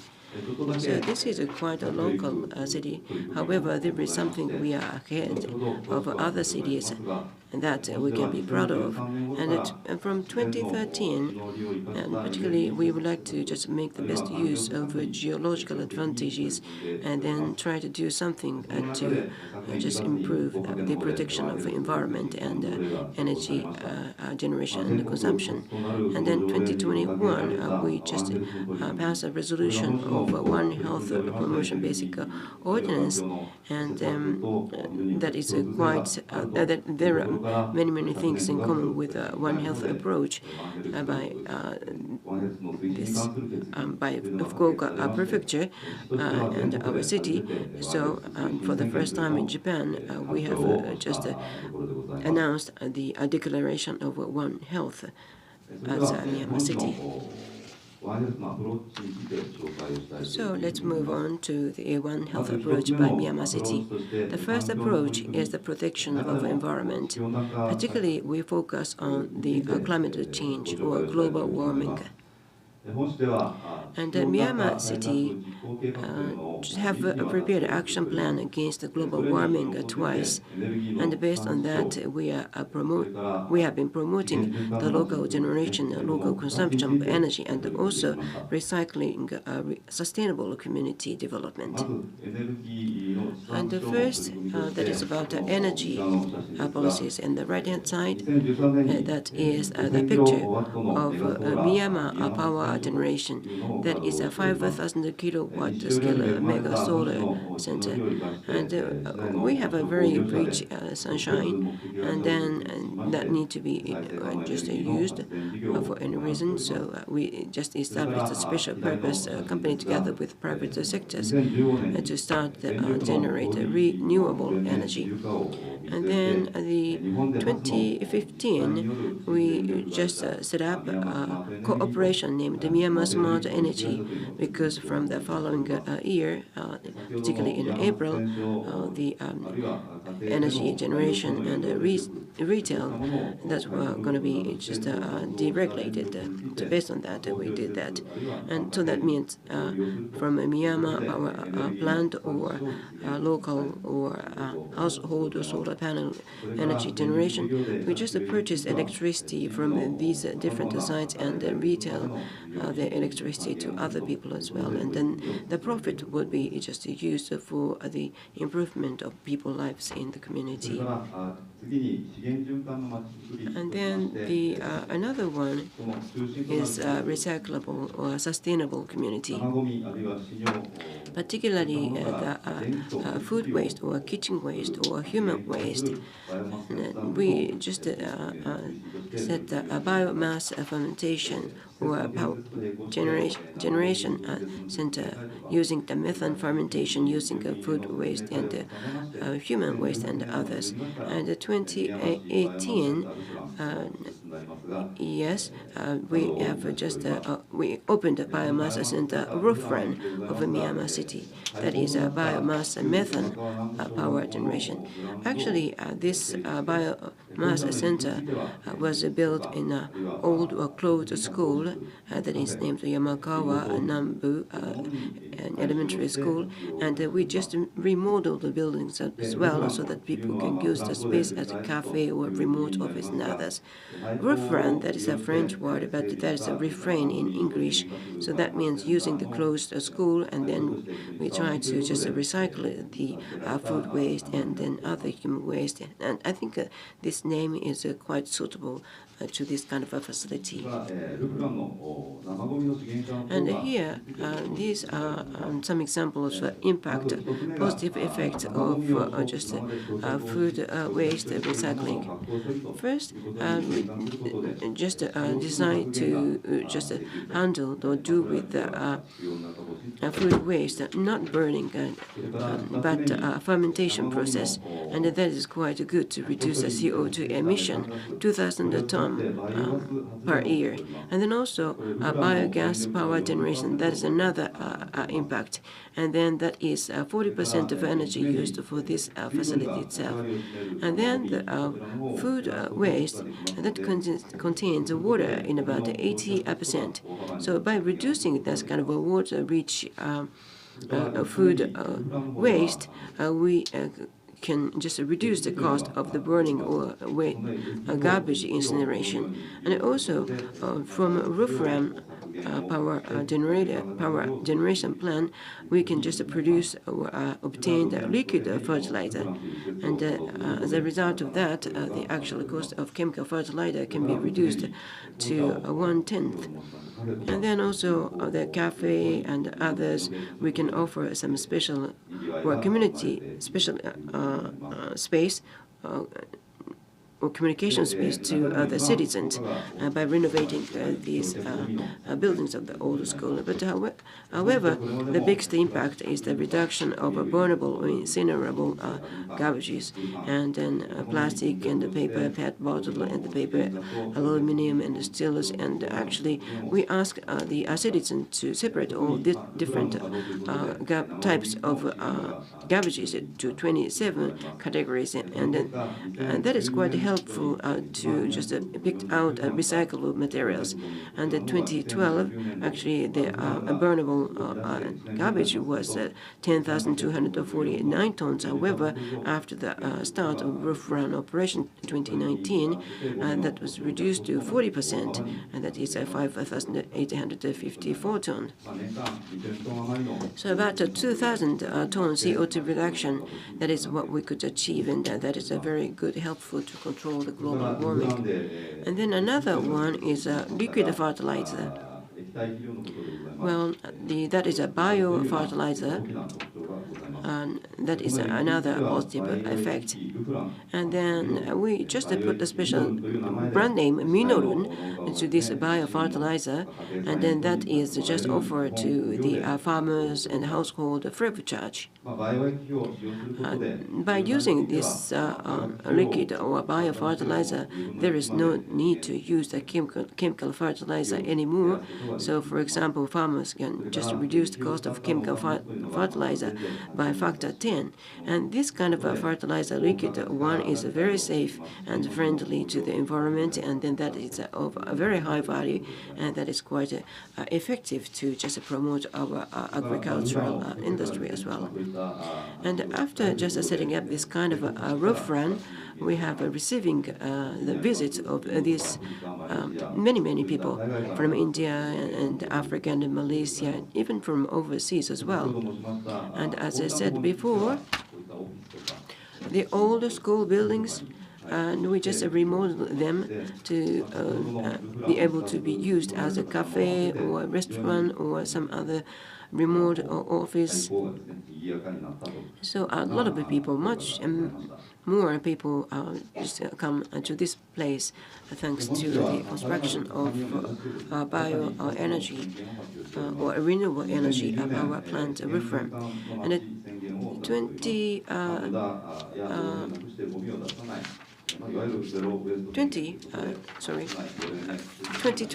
we just made some special declaration of resource recycling and zero declaration as well.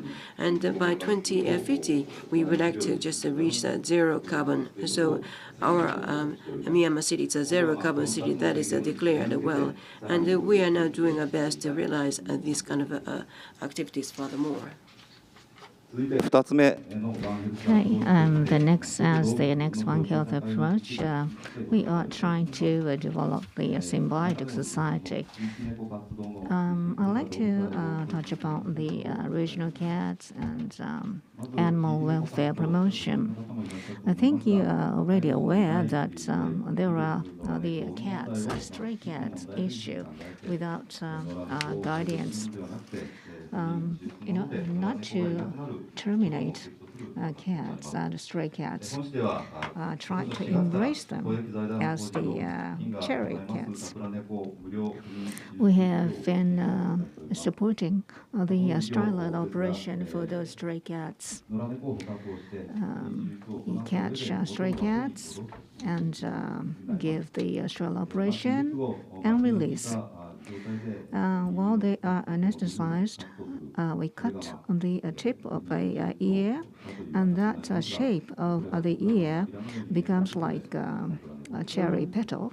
So they're called as cherry cats.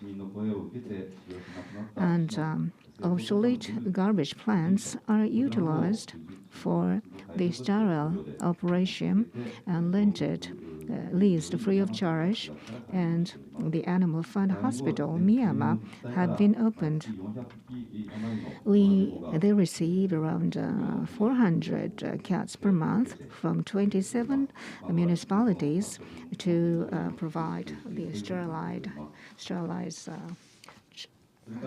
operation to reduce the number of stray cats. And since last year, at Setaka Junior High School, the animal welfare experience project has been going on. It used to be that each school had chicken cages, but since the outbreak of bird flu in 2000, although many cages have been gone. But in order to nurture the animal welfare, we have decided to introduce this project. We use goats for weeding. 2 goats. Their names are Coco-chan and Haruka-chan, and they are leased free of charge by the alumni of the school. The first day was the 11th of October, and the goats, they're not accustomed to goats, so they got keen interest, and they approaching to those goats themselves. Those goats eat a variety of weeds, but they get bored with the same weeds, and also they eat 5 kilograms of grass every day. So you have to have the grass of 4 square meters for each day. And the students of classes for special needs take those goats around to the place where the grasses or the weeds are abundant. But if you're not very careful, they tend to eat crops because they can't discern weeds or crops. So you have to be very careful. And we utilize the method of tether glazing. If you have 2 goats or more on tether glazing, sometimes it happens that the ropes will be entangled and choke them to death. So you have to be careful, because these 2 goats wanted to stick together. And in 3 days, the backyard of martial arts gyms have become weedless like this. After 1 month, they don't have any weeds anymore to eat. So we have to say goodbye to those 2 goats. So the last day was 14th of November. So among the students who wanted to see those goats every day move to tears when they have to lead those goats.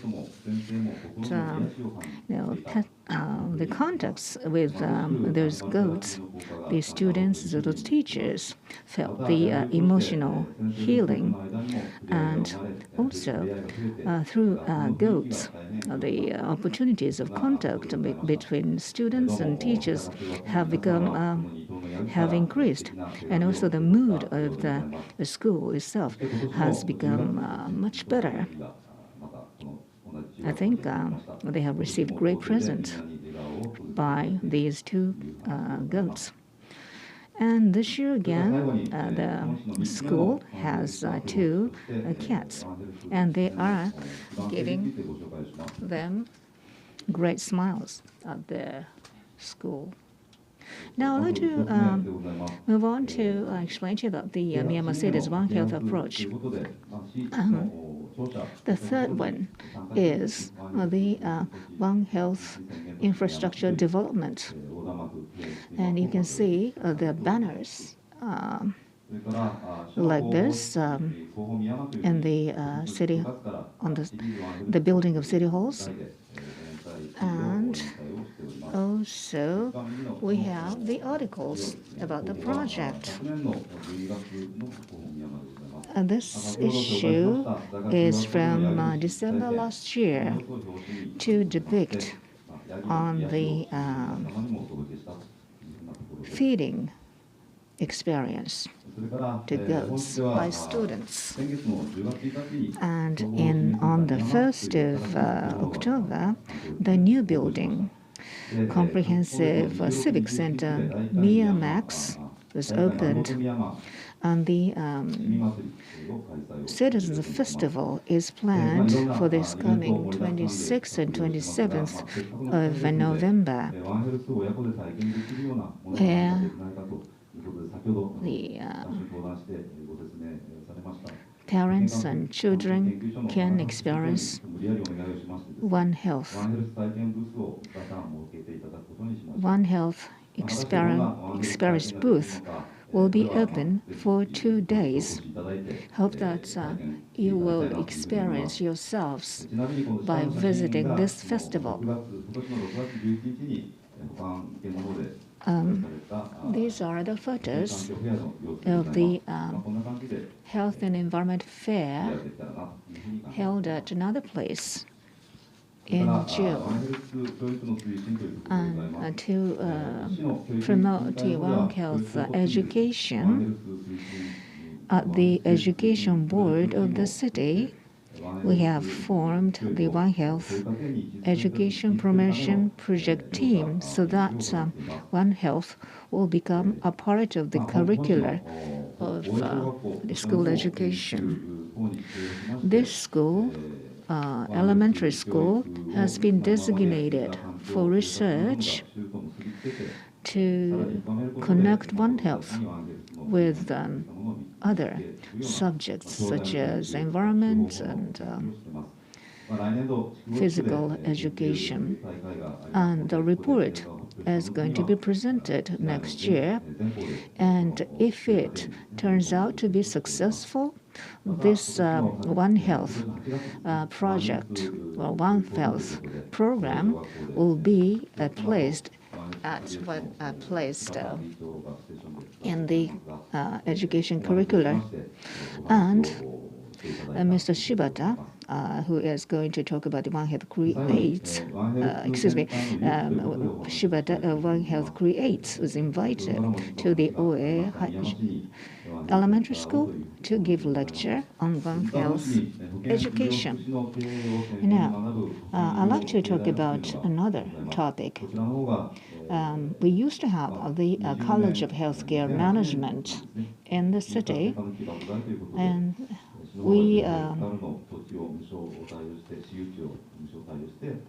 leased the municipal land free of charge to the university to operate, but they are going to close the school. So we thought that we would utilize or divert for another use. And as a result, in this past February, Fukuoka Institute of Health and Environmental Sciences was opened after the college was closed, which is really appreciative for our city. And also, the Livestock Hygiene Center is going to change its name to Animal Hygiene Center in the past April. And these facilities would collaborate with each other to implement One Health as the core center of One Health. And we sincerely hope that we would collaborate with the Fukuoka Prefecture to further promote the activities at this One Health Center.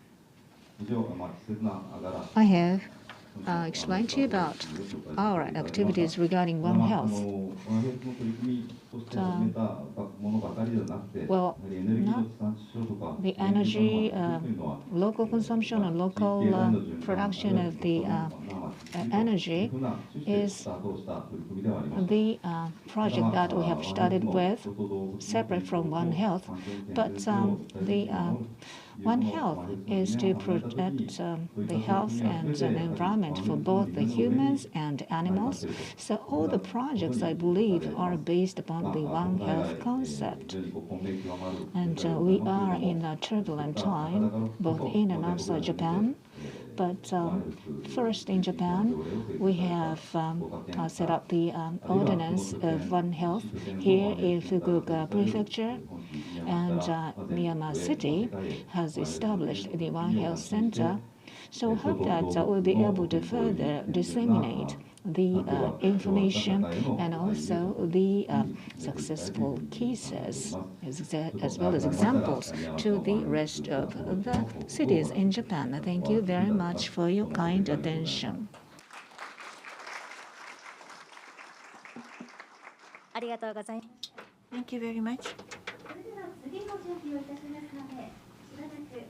Please wait for a moment as we prepare for the next session. May we ask you to fill in the questionnaire that has been distributed to you. Your questionnaire sheet will be collected outside when the session is completed.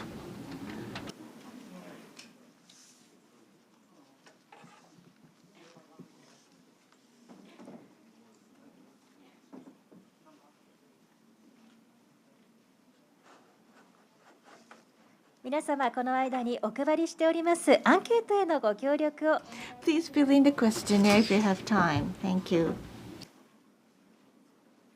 アンケートは終了後、会場 Questionnaire will be collected outside when the program is completed.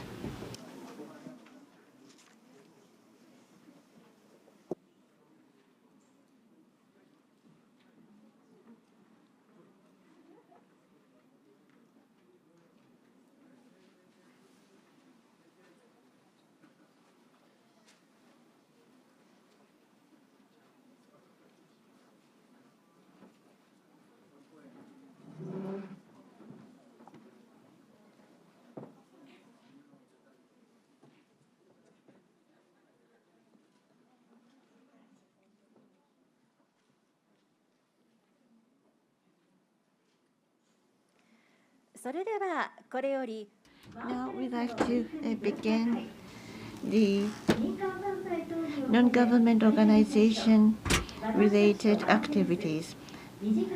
This session is titled One Health and Us, Learning from Our Activities. This session is to be moderated by Mr. Yoshimichi Shibata, the board chairman of the association One Health Creates. Mr. Shibata. Good morning, everyone. This is the last session of the morning today. We have many students in the audience. You may have felt rather sleepy. This session and its theme is the closest to the citizens among all the programs. I hope that you will feel relaxed and enjoy the program. Now let me begin without further ado. First, from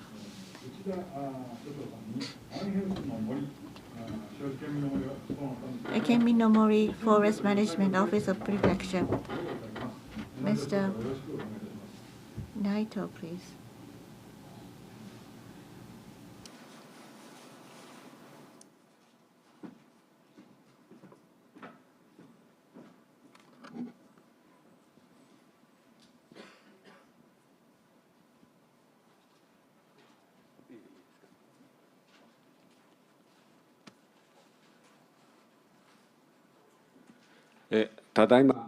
Thank you for the introduction. I am Naito from Kenminomori Forest Management Office. I have been involved for 8 years in managing this Kenminomori, and I'd like to share with you my own view of One Health Forest.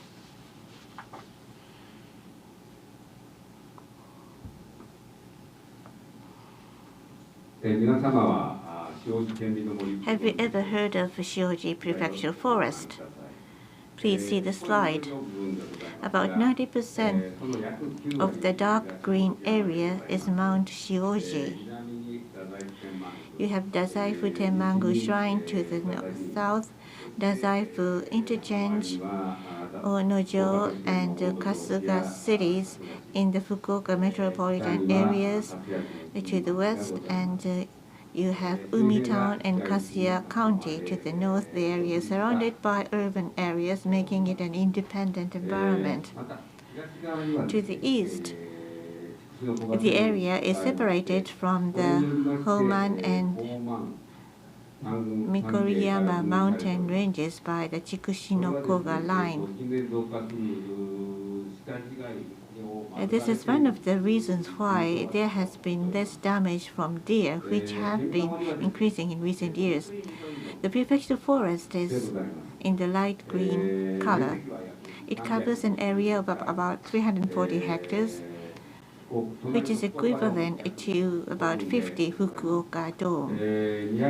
There are more than 200 species of trees, about 70 species of wild birds, and boars, badgers, and other animals, as well as many rare plants and grasses.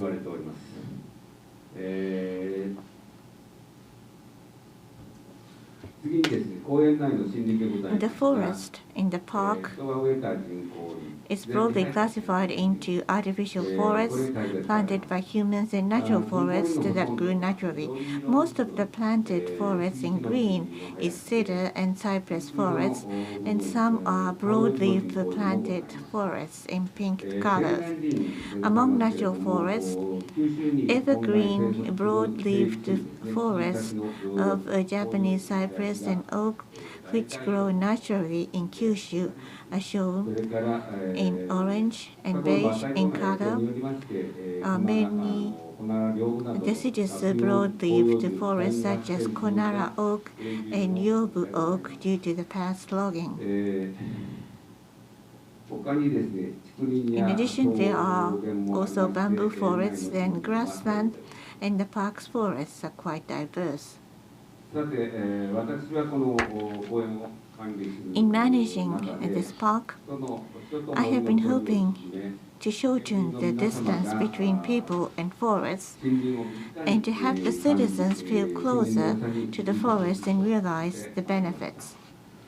I want people to feel the richness of the forest with their five senses, to know how they work, and to know that forests are precious. We have always hoped that through contacts with the forest, people would become healthier in mind and body.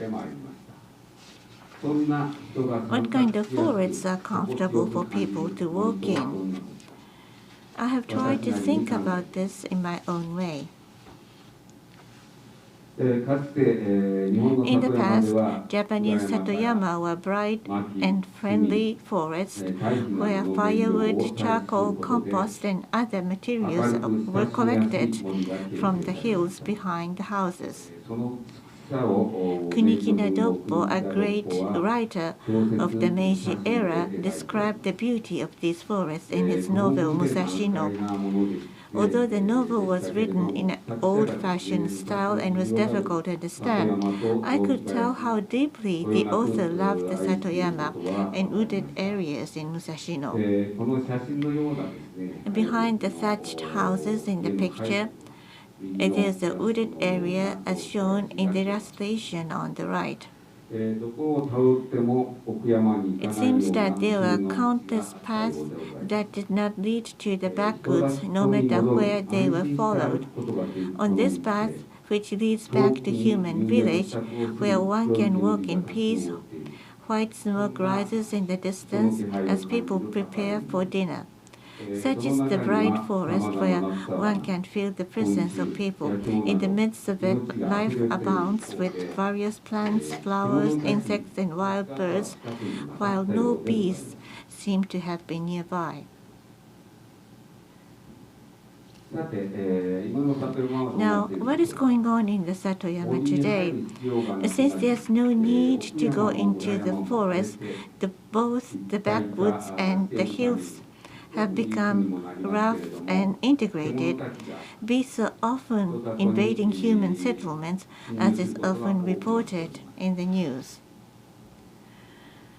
What kind of relationship do you think is best between people and animals?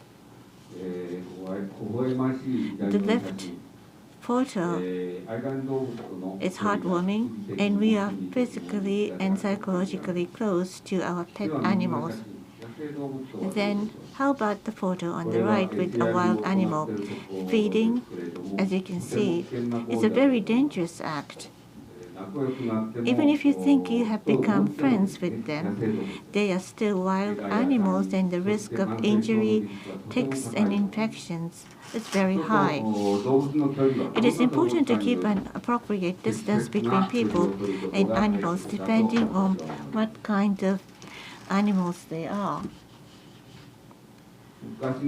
In the old days, Satoyama had bright and clear zones where people could enter. Nowadays, it is necessary to intentionally create these buffer zones, area where it is difficult for wild animals to enter. In the Kenmin-no-Mori forest, we are managing the sections around the areas where people enter, especially along the walking trails, to keep them bright and clear. As shown in this illustration, differences in the environment affect animal habitats. Therefore, the more diverse the environment, the greater the biodiversity. Similarly, forest diversity leads to biodiversity. And forests change depending on how people interact with them. If humans' influence is eliminated over a long period of time, the forest becomes a primary forest, and if it is influenced by humans, it becomes a secondary forest or a thicket. If people plant trees, they become planted forests, and if they continue to exert a great impact, such as by burning, grasslands are maintained. In the prefectural forest, there are many forests where people and nature coexist in harmony. The photo on the left shows a man-made forest that has become natural after many years, while the photo on the right shows a young tree that has sprouted naturally from a seed which is being nurtured by people, by volunteers. Now, there are still diverse forests in the prefectural forest, but I believe that if we make small changes in where we protect, where we tend, and how we affect them, we can create a more diverse forest.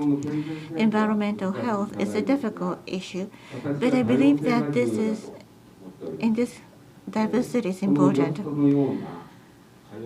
In a diverse forest space like the one in the illustration, a forest where people and nature mutually provide good stimuli to each other is important, and a forest where people can realize One Health's philosophy of human and animal health and environmental health are one. Such is the forest of One Health in my view, and we need to implement efforts to create such forests. Thank you for your kind attention. 内藤所長ありがとうございました。責任を。Thank you very much, Mr. Naito-san. And the next is, yes, I know there are many students here, and then perhaps that is a supporter of the teachers, so please keep awake. The next presenter is Ms. Kanakoga, Fukuoka Kaisei High School, and then the title is Report of a Practice of One Health Education. Yes, hello. I'm Kanakoga, teacher of career education at Fukuoka Kaisei High School. With the title of One Practice of One Health Education, I'd like to present some programs and activities we do at our school. Fukuoka Kaisei High School is located in Kasuyamachi, Kasuya County, being a high school of category integrated courses. This means we offer different curriculums depending on the future career path for students to choose. In addition to ordinary high school subjects, we have a subject of commerce, farming, home economics, and some other foreign languages such as Chinese and Korean that other ordinary high schools rarely offer. We actually, so based on this curriculum, a student may tend to more easily select out their career. And then we celebrate the 110th anniversary of a foundation.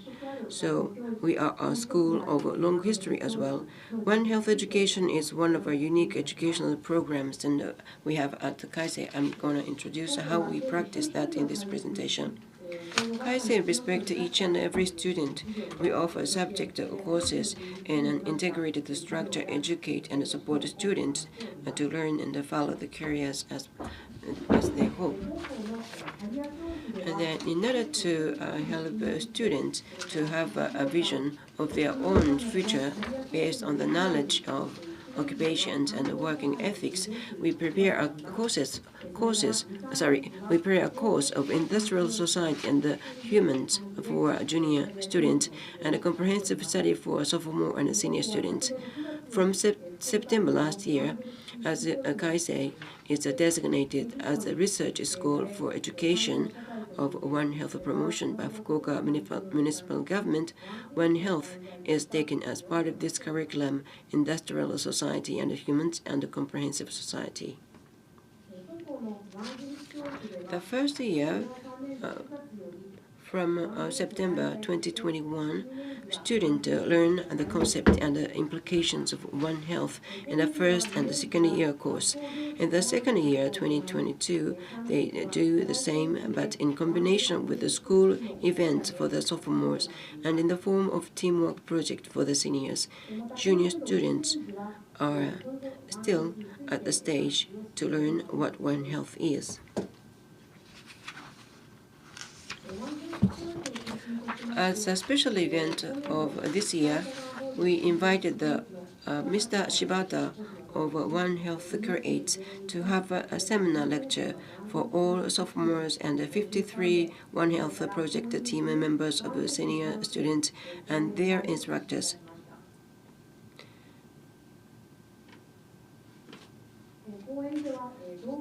And the topic was how to respect animal well-being and what we can do individually for One Health initiative.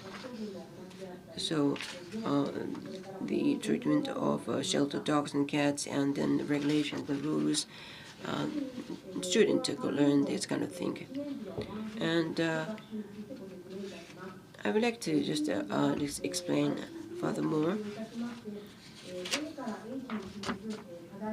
From A to H, just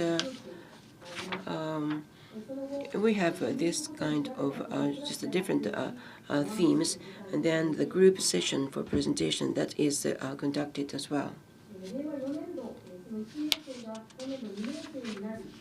And actually, they work together with the community people, for example, cleaning of a community, and they learn how the situation of the community, and then understand the environment around the community, and then participated in the cleaning activities. And we have Kaisei is in the position of a forest mountain, and let the students experience forestry work such as pruning and pruning trees and the bush cleaning for the protection of forest. And they are actually instructed to cut small trees and take a stroke throughout the forest to know and protect the forest environment. By incorporating the concept of One Health, they are brought to become aware of the biodiversity in the forest and the criticality of protection and the recharging of water sources. These are some examples of the materials we used in the pre-meeting before forest work experience. A lot of questions are thrown to students. For example, why we have to protect the forest for prevention of infectious diseases, and then we just had them discuss and think about the things before the teacher would give some more instructions.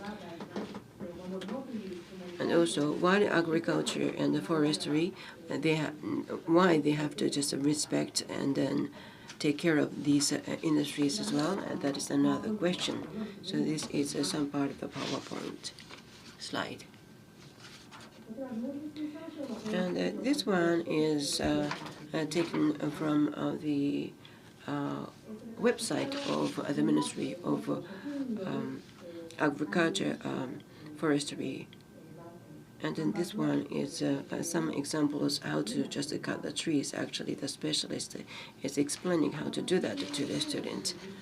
And sometimes students are just asked or instructed to get inside of the woods, so necessary instructions are given to them. For example, there is some blue line, and then the students are not allowed to go outside of this and circle the area. Before, not any of the students, one of our teachers is just got lost inside of the woods, and we don't want to just experience that kind of thing anymore. And also wild animals, we need to be watchful about wild animals as well, because this is a mountain. And then this one, this is a kind of an animal protection fence. Actually, we showed this kind of a fence to students and how to prevent the harmful interactions between people and animals. So this is just another way. And then also this year we do this kind of here. The one of the research theme is the One Health, and we set up the One Health project team. And then within this One Health project team, they are just a focus on the protection of the dogs and the cats and the ecosystem. They set up a kind of challenges or tasks, and they are going to look for some solutions for them. And the project team itself is like this, and 53 sophomore students are split into several groups, and then just visit some new owner finding events, or visited the Animal Protection Center of Fukuoka Prefecture, and then went to Animal Port as well. And inside of the facility, they just had a look at the operation room, and then the special room for enthusiasm, put the animals to sleep. That kind of facilities are shown to them as well. And then this is about a cafe or animal shelter. This is a kind of a place to protect and find new owners for dogs and cats, and they visit these kind of places as well. And also here, this is about another team. They focused on environment. They took part in volunteer work of garbage collection on the nearby beach and observed how plastic waste were washed ashore and some waste with a non-Japanese language printed on them. They are now thinking and practicing what we can do at individual level. And also there is another team who took on the project of a bag making using old trouser clothes. They just cut and machine sewed old clothes and made bags. But they seems to be impressed to know that it took some skill and time. One student needed to spend a whole day to just make this one. And this is just last month, 2nd of October, 23 students took part in the One Health Festival poster presentation, and then the other schools' initiatives. This was a very good opportunity for them to know what other students do. And then the new owner finding a special event for dogs and cats and animal therapies. They visited different booths as well. And then towards the future, in the coming December, actually we are going to have some presentation session. Oral and poster presentations are going to be just made on stage and other places. And they are now considering of the idea to just prepare some special goods, T-shirts and other merchandise to collect funds for volunteer work and to increase awareness of One Health activities. And we did some questionnaire survey in sophomores and seniors to know their reaction to these One Health related project. We used AI text mining for analysis. The bigger the letters, the more actually frequent words they used in the questionnaire responses. To the question, what was the impact of One Health project on your interest? To that question, they responded using words such as garbage separation, reusable shopping bags, sheltered dogs, euthanistic treatment, environmental issues more oftentimes.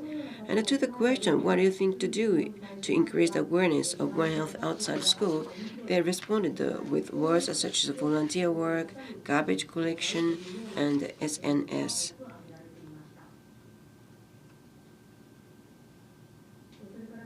And to the question, how do you want to incorporate the concept of One Health in your life? They mentioned garbage separation, reusable shopping bags, power saving, food loss, and others. More oftentimes, they tended to be more practical and easy to start tasks.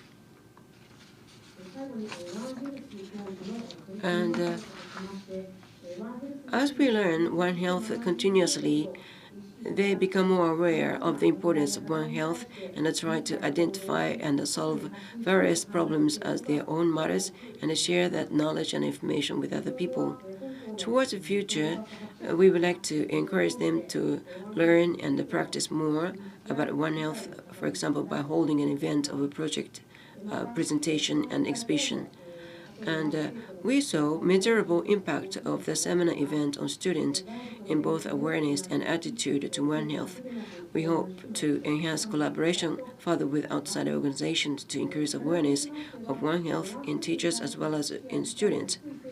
One challenge we have recognized so far is how to effectively educate students who have only low level of knowledge and understanding of One Health. And the first thing we have to do is that we, as teachers, need to learn One Health more deeply, for example, through outside seminars, so that we can incorporate One Health more into official school events. We hope to continue to offer One Health education to our students to help them have greater power to think about how to live themselves and how to live together with animals in protected environments and to take initiative to move forward. So that's it. Thank you very much. また後ほど。 We're going to ask you again later on. And this is really the last presentation. We're going to invite the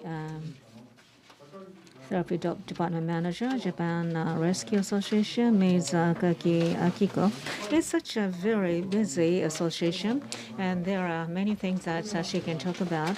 But she's going to talk about the children. With therapy dogs. The title is Nice to Meet You, Doggy, and Children Meet Therapy Dogs. Happy is actually sitting right there, so she's going to talk with the dog Happy.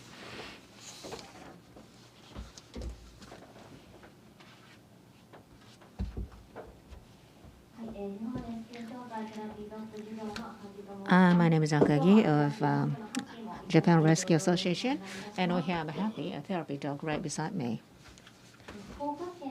In Fukuoka Prefecture, based upon the concept of the One Health, the activities have started.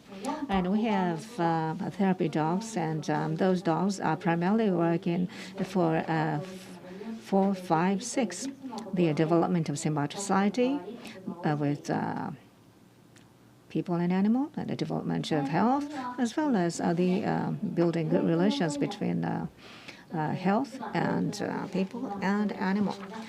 And we have 3 implementations. We have involvement in intervention, education, and health building. In number 1, we provide the support for the facilities, so individual supports, and also the outdoor activities in the area of intervention or medical care for the handicapped children. And in education, we implement the project, and we, after the project verify the efficacy with involvement of the number of specialists as well as students. And the specialists have been providing great support to therapy dogs. And in the area of education, we are providing lectures on therapy dogs, and also give them opportunities to contact with therapy dogs. Number 3, which is the health building, which is comprised of a One Health Festival and a One Health Forest activities. I'm going to show you some pictures to explain to you about what we've been doing. In the area of intervention, the facilities at Shinami Gakuen, we provide dog therapy to the children with the developmental disorder. Those children have difficulty in living their lives, but they have met the dogs for the first time. I hope that we just try to make sure that the first encounter with the dogs should not be really a disgusting one for them. Okay. So the comment for that photo is that exhilaration. You take a look at those faces of the children. Don't they look wonderful? And also the faces of the dogs, they look wonderful as well. And the second one is satisfaction. Now here you can see the hula hoop, and dogs jump into the hula hoop, and you look at the girl behind the dog. She looks so satisfied and surprised. they met a living creature, another living creature, the first time, and you see how surprised they are from this picture. And in the individual support, we provided the program of reading dog picture book. Happy is looking into his eyes, right? Okay, so the children is showing a book reversely from him, so that Happy can read the picture book more easily. I felt so warm when I saw him doing this. And the next one, the caption is connection.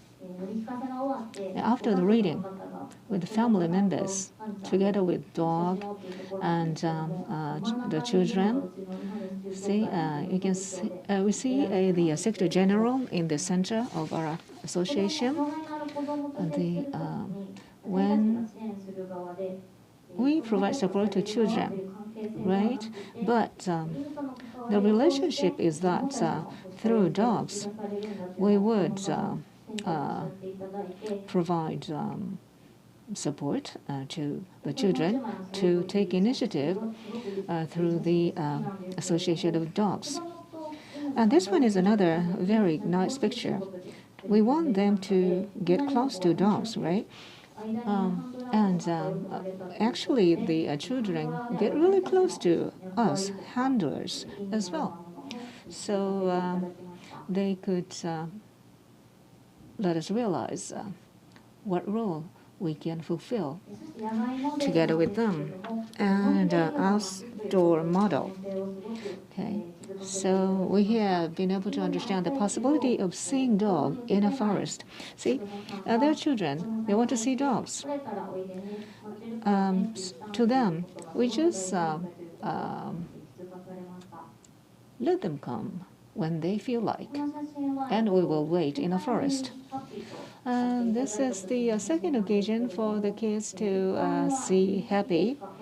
The first time, he was not able to touch him very closely, but the second time, when he met him, he put a name tag on him, and he walked with a dog, and he just used his palm to gently touch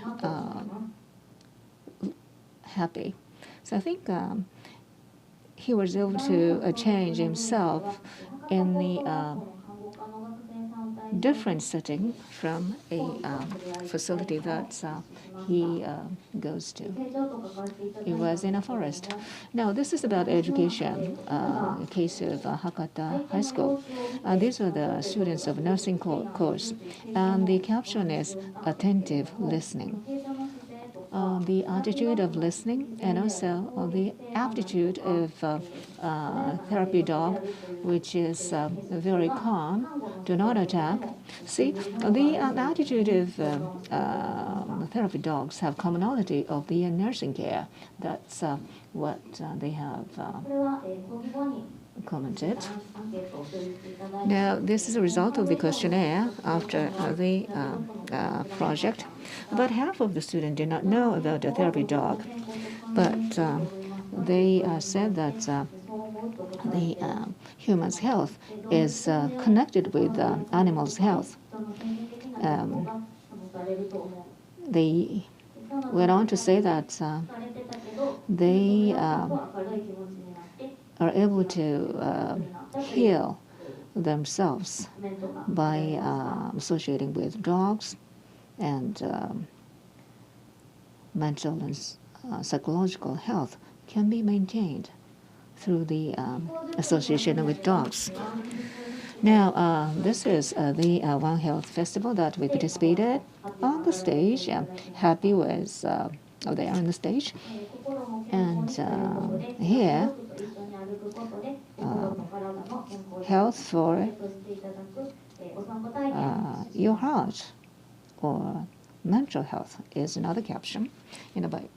Through walking with the dogs, you can feel healthier mentally. Excuse me, would you mind waiting for a moment? Go ahead, take your time. Lie down. Sorry. Okay. The health development or health building with the specialist. We walked throughout the One Health forest with the medical health professionals.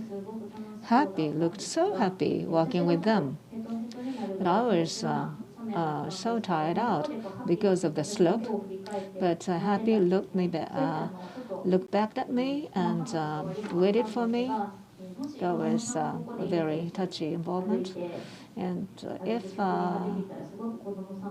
I'm sure that the children will be really happy if we're able to put the system in place to let them walk with dogs in this forest. For Rescue Association, it was been gratifying that we've been able to with the One Health concept. Now, regarding the collaboration with the specialist team, through those activities, we often visit pediatric hospitals based upon the guideline. In One Health, we are able to engage with the people of municipalities, not just with the staff members of the hospitals or facilities.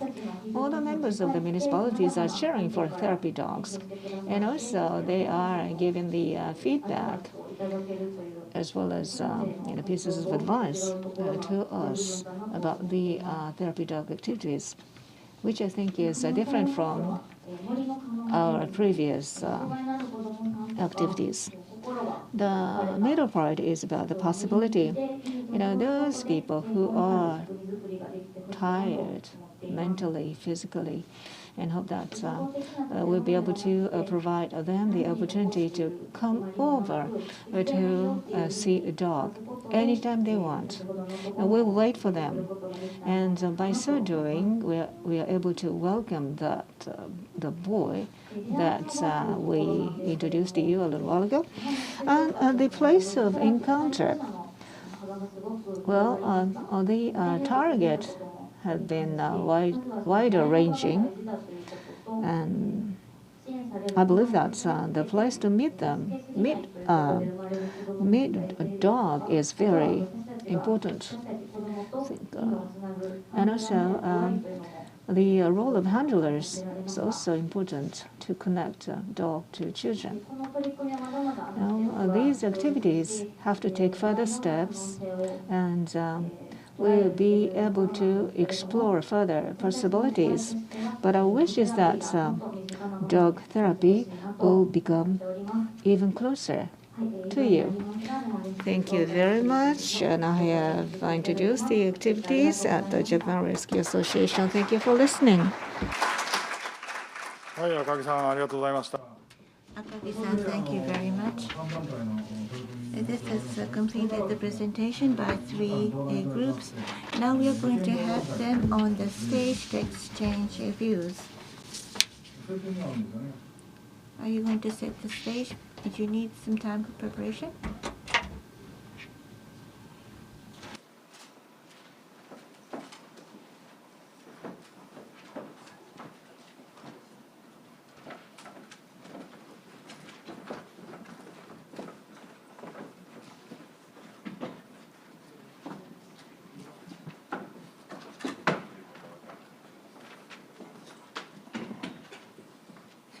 ハッピーちゃんよく我慢しましたね、発表の間。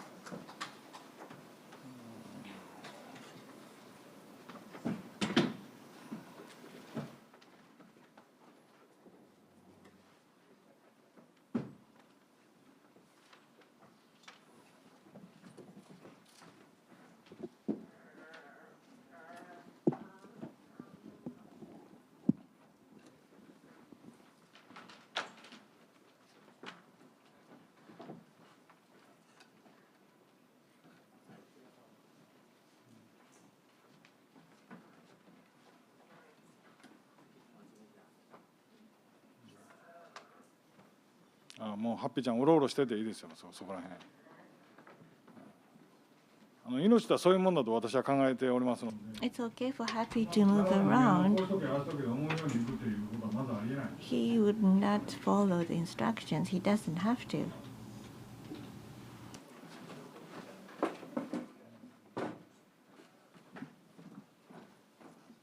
いいですか。はい、じゃあ改めてお三方、男女の。Now, may we invite the three speakers on the stage?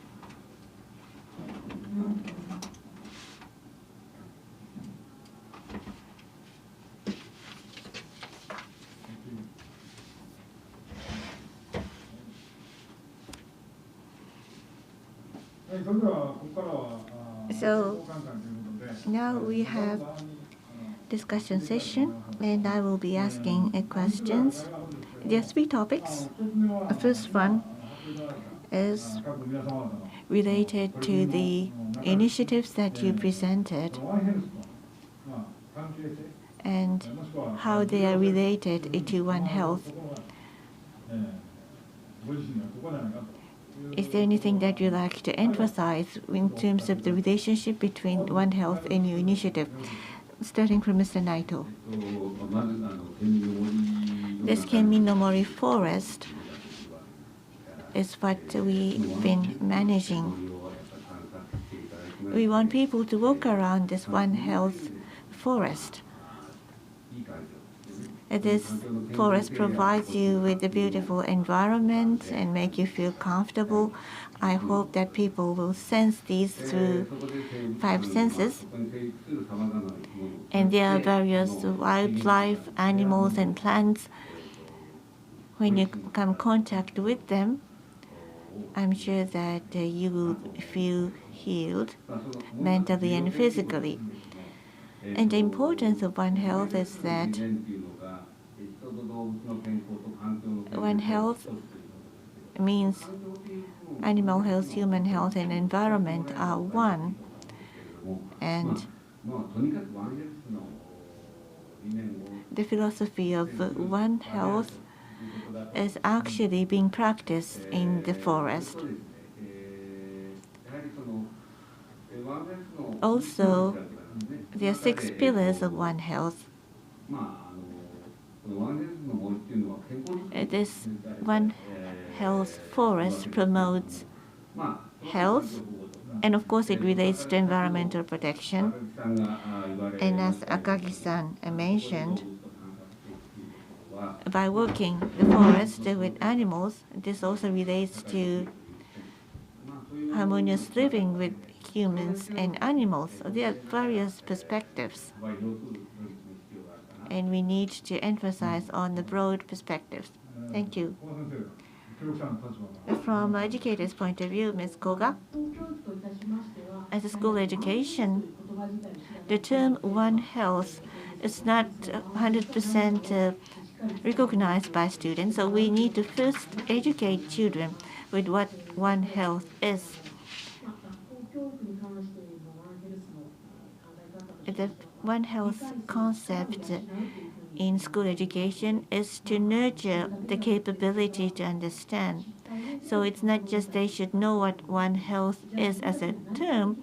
We need to make them think of what they can do in the concept of One Health and take actions accordingly. Thank you. Takagi-san, through your activities, what do you think about One Health? Among the 6 pillars, we are involving the 3 items. Therapy dogs from Japan Rescue Association are involved in the 3 items out of the 6. And this provides more opportunities for people to know about therapy dogs. When they come in contact with children, we were able to identify some hidden needs that we were not able to see in the past. So we hope to get more involvement. I see. So you talked about some of the practical activities. But when you put things into practice, you would face challenges as a result of that. What do you think you have as challenges? First of all, in we want people to come to our forest. But Shioji Kenmin no Mori is not known to many people. So you need methodology. You need means to have people come, and we need the support from prefecture and municipalities. That's one thing. Another thing is, when you walk around the One Health forest, we have a path being formed, a route for people to walk around. In order to have comfortable walking, we need further development. So the owner, the manager, and the practitioners, all they have to work together to make this happen. Another thing is, when you walk around, you need a guide to know more about the forest. At the moment, in prefecture, we are trying to develop a so-called One Health guide. And in the near future, One Health tour, I understand, is going to be organized. So we need someone to serve as a guide, and we need to develop such a capability. Another thing is that people should be able to enjoy the forest without any guide. Perhaps you can prepare a signboard or billboard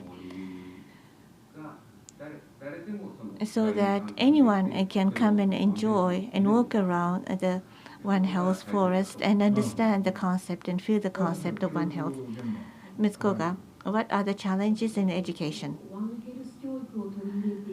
Incorporating One Health education in the curriculum, we have the third grader in senior high school working on One Health concept. We visit external facilities, then teachers have to accompany them, and also you have traveling expenses that you have to pay on your own. So there are many challenges and issues that we need to overcome, although we are willing to do these things. And students, when they hear about rescue cats, the wild dogs are eliminated, but there are many wild cats they hear. And this relates to the law. There is a law for dogs, but not the same for cats, and that's why there are wild cats. That's what the children hear. And then the children would try to think about what they can do. And they are not making any progress at that point. So these are some of the examples. So when it comes to education, just one thing I'd like to say is that each senior high school is promoting One Health education. In Myanmar, junior high school is going to introduce this. And before that, you have teachers' training session, lecture session about what One Health is. And before I explain this, the teachers are very depressed. I just wonder why they are so demotivated. I often realize that it seems that there are so many things in the curriculum, and why is it that they have to add something that, in addition to the full contents? And I asked if they support, and everyone said they would support the rejection. So this, I think, is a major challenge, don't you think? Yes, and you can be honest. What do you think? Yes, One Health and the SDGs and the sustainable. Yes, a lot of new words are just coming out more and more, and it is quite difficult for us to keep up with that kind of new wordings or new words. And then there are more materials so we have to read. I think it depends on teachers. Yes, I think there is not enough time to discuss that, so let's move on. Yes, how do you think? Yes, practice and verification of One Health. Yes, and that is what we do, but that is not yet complete. For example, in the first session, some children couldn't touch the dogs because they are afraid of that, but they seem to be more interested. And the second time, how can we just encourage them to try to just touch animals or dogs? I think there must be some step. We need to we want to consult with a consultant or specialist. So this is what we do, and that's it, and this is the next, and that's it. So I don't think that is a good approach. I think a step by step, a kind of a stepwise approach may be necessary. Yes, particularly you are just or handler of a dog, and that is one kind of a challenge as well. Because I thought the other day, well, some person just had a misunderstanding, and one child and parent and the mother, the child mother, said that this is a therapy dog. So that means they never just bite people.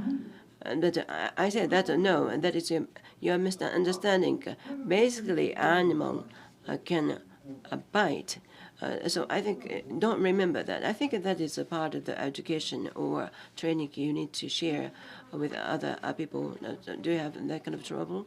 Yes, the therapy dogs that we have here, and wherever you touch on them, that is not stressful at all to them.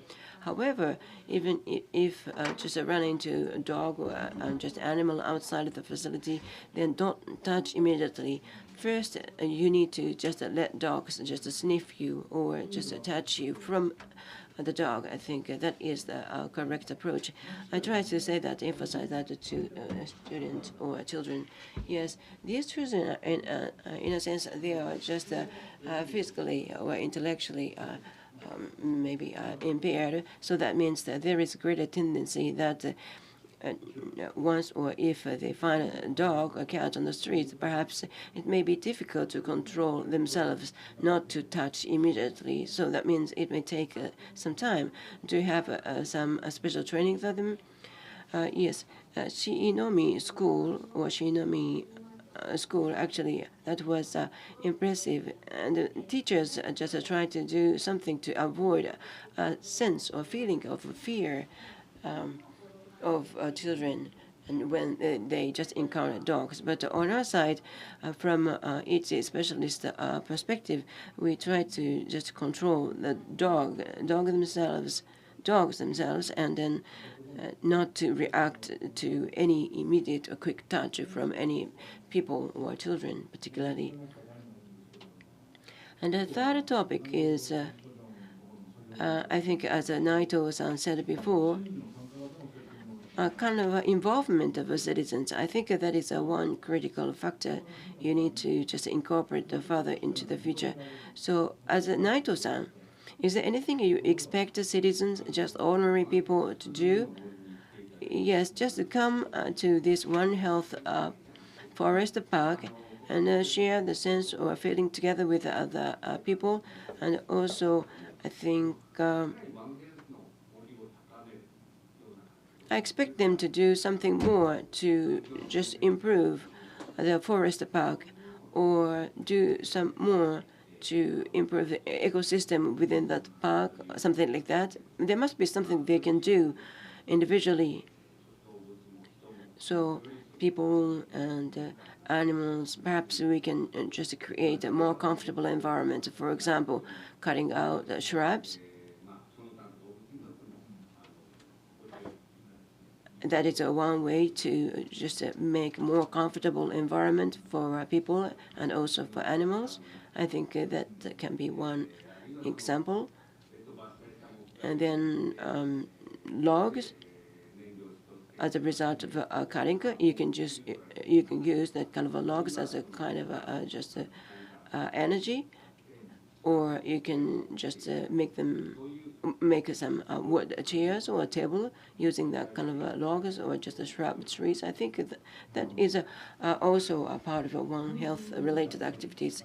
So from educators' point of view, is there anything you expect to the ordinary people? I mean, in terms of the One Health approach? Well, first of all, yes, a school education the teachers need to have the central role, so the teacher needs to have a good understanding and then convey the message of One Health to students, and then encourage them to make some posters or presentations to increase awareness of One Health within the community. And after just making that kind of materials, posters and presentation and others, that need to be just presented or shared with ordinary people just outside of the school in the community. So I think that is one thing we can do. So what do you think? Yes, healthcare and education. First, I want them to understand this concept, and also the dog therapy is part of that, essential part of that. I think people need to understand that. For example, for this person, perhaps a dog should behave better this way and that, and then if there is some advice or suggestion, that will be more than welcome. And then some of people may have know about a therapy dog for the first time here. Then when you go home, then why don't you share that information with your family members and your friends as well? I think that is one step. Yes, from different people's perspectives, yes, different things that can be thought of. Yes, when I go to school and what I'm gonna speak first, I'm just start my speech by asking what is One Health. Actually, I'm not a One Health person, One Health specialist. So to be honest, I don't know well about what is One Health. But if you throw that kind of a question to children or students, then perhaps some reactions you may see from them. For example, SDGs,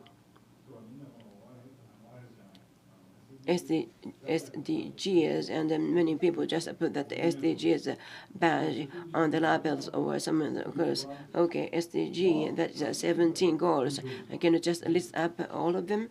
And most of people say that the environment and the business and anything else. No, I don't know more. Most of people just stop that. So that means why don't you just, how can you just keep that badge on your label or on a cloth? So One Health is a kind of a starting point of SDG. I think, actually, I'm just a dog lover. I don't know well, but I think the most common thing is that One Health, and that is a first step to understand the 17 goals of the SDGs, and just visit the forest park, and then the student actual practical activities. I think everything can start from One Health concept.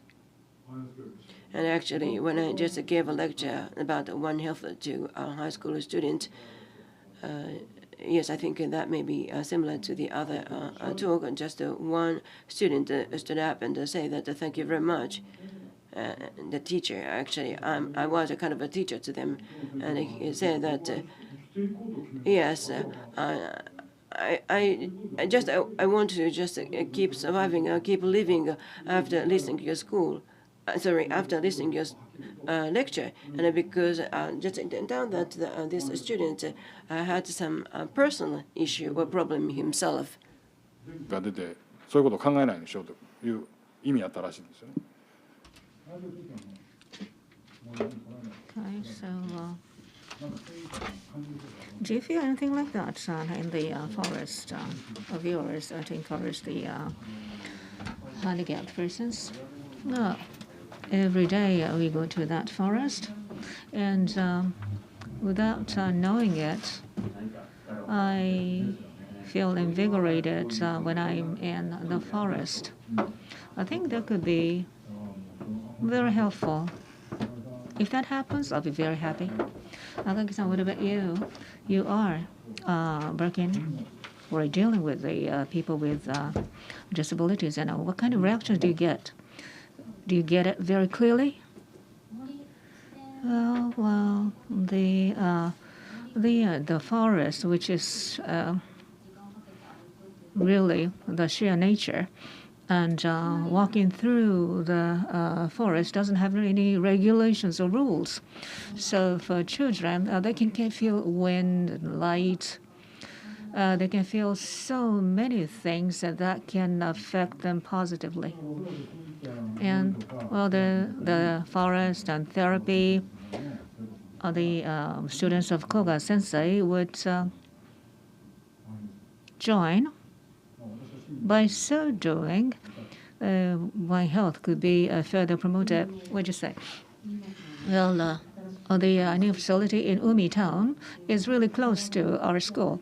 So that involvement with that, or I think that facility should make an appeal on the homepage or maybe the disseminate information. The students get to know One Health, and we just ask them, how did you get to know them?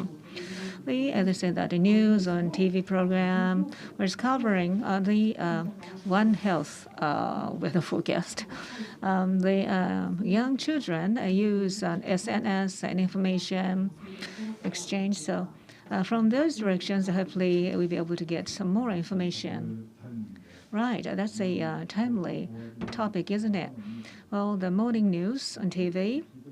Well, I think those people who made an announcement on TV are here, and must be feeling happy listening to you. So information has to be given.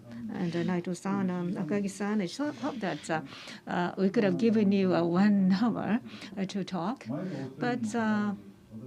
See, and I've been told to shorten the time for a panel discussion because the former parts spent a longer time. But if you're serious about One Health, no, you shouldn't do a what I call a fixed kind of approach. You really have to listen to the people involved as much as possible. Kagi-san, what do you think? Do you agree with me? Yes, I do. Now, we are living. See, we can't manage the way you want to every time, right? And you haven't done that. You haven't been able to do that in your life, right? Sometimes you have to change the course.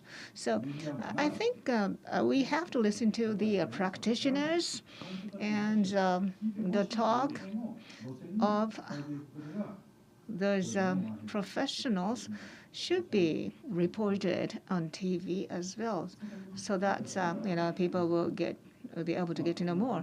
What do you think, Koga-sensei? I agree with you. Well, I've been told to cut short the panel discussion, so I think I'll have to finish up here.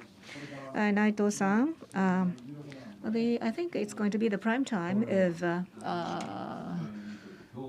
One Health Forest for the maple trees turning red. I think today is really the best day to take a view of those leaves. And also, if you want to get to know more about therapy dogs, would you please contact the personnel at the Rescue Association. I have been really true to myself, and I thank you very much for participating in this session. Panelists, thank you very much. With this, we will complete the regular session to discuss on the One Health activities.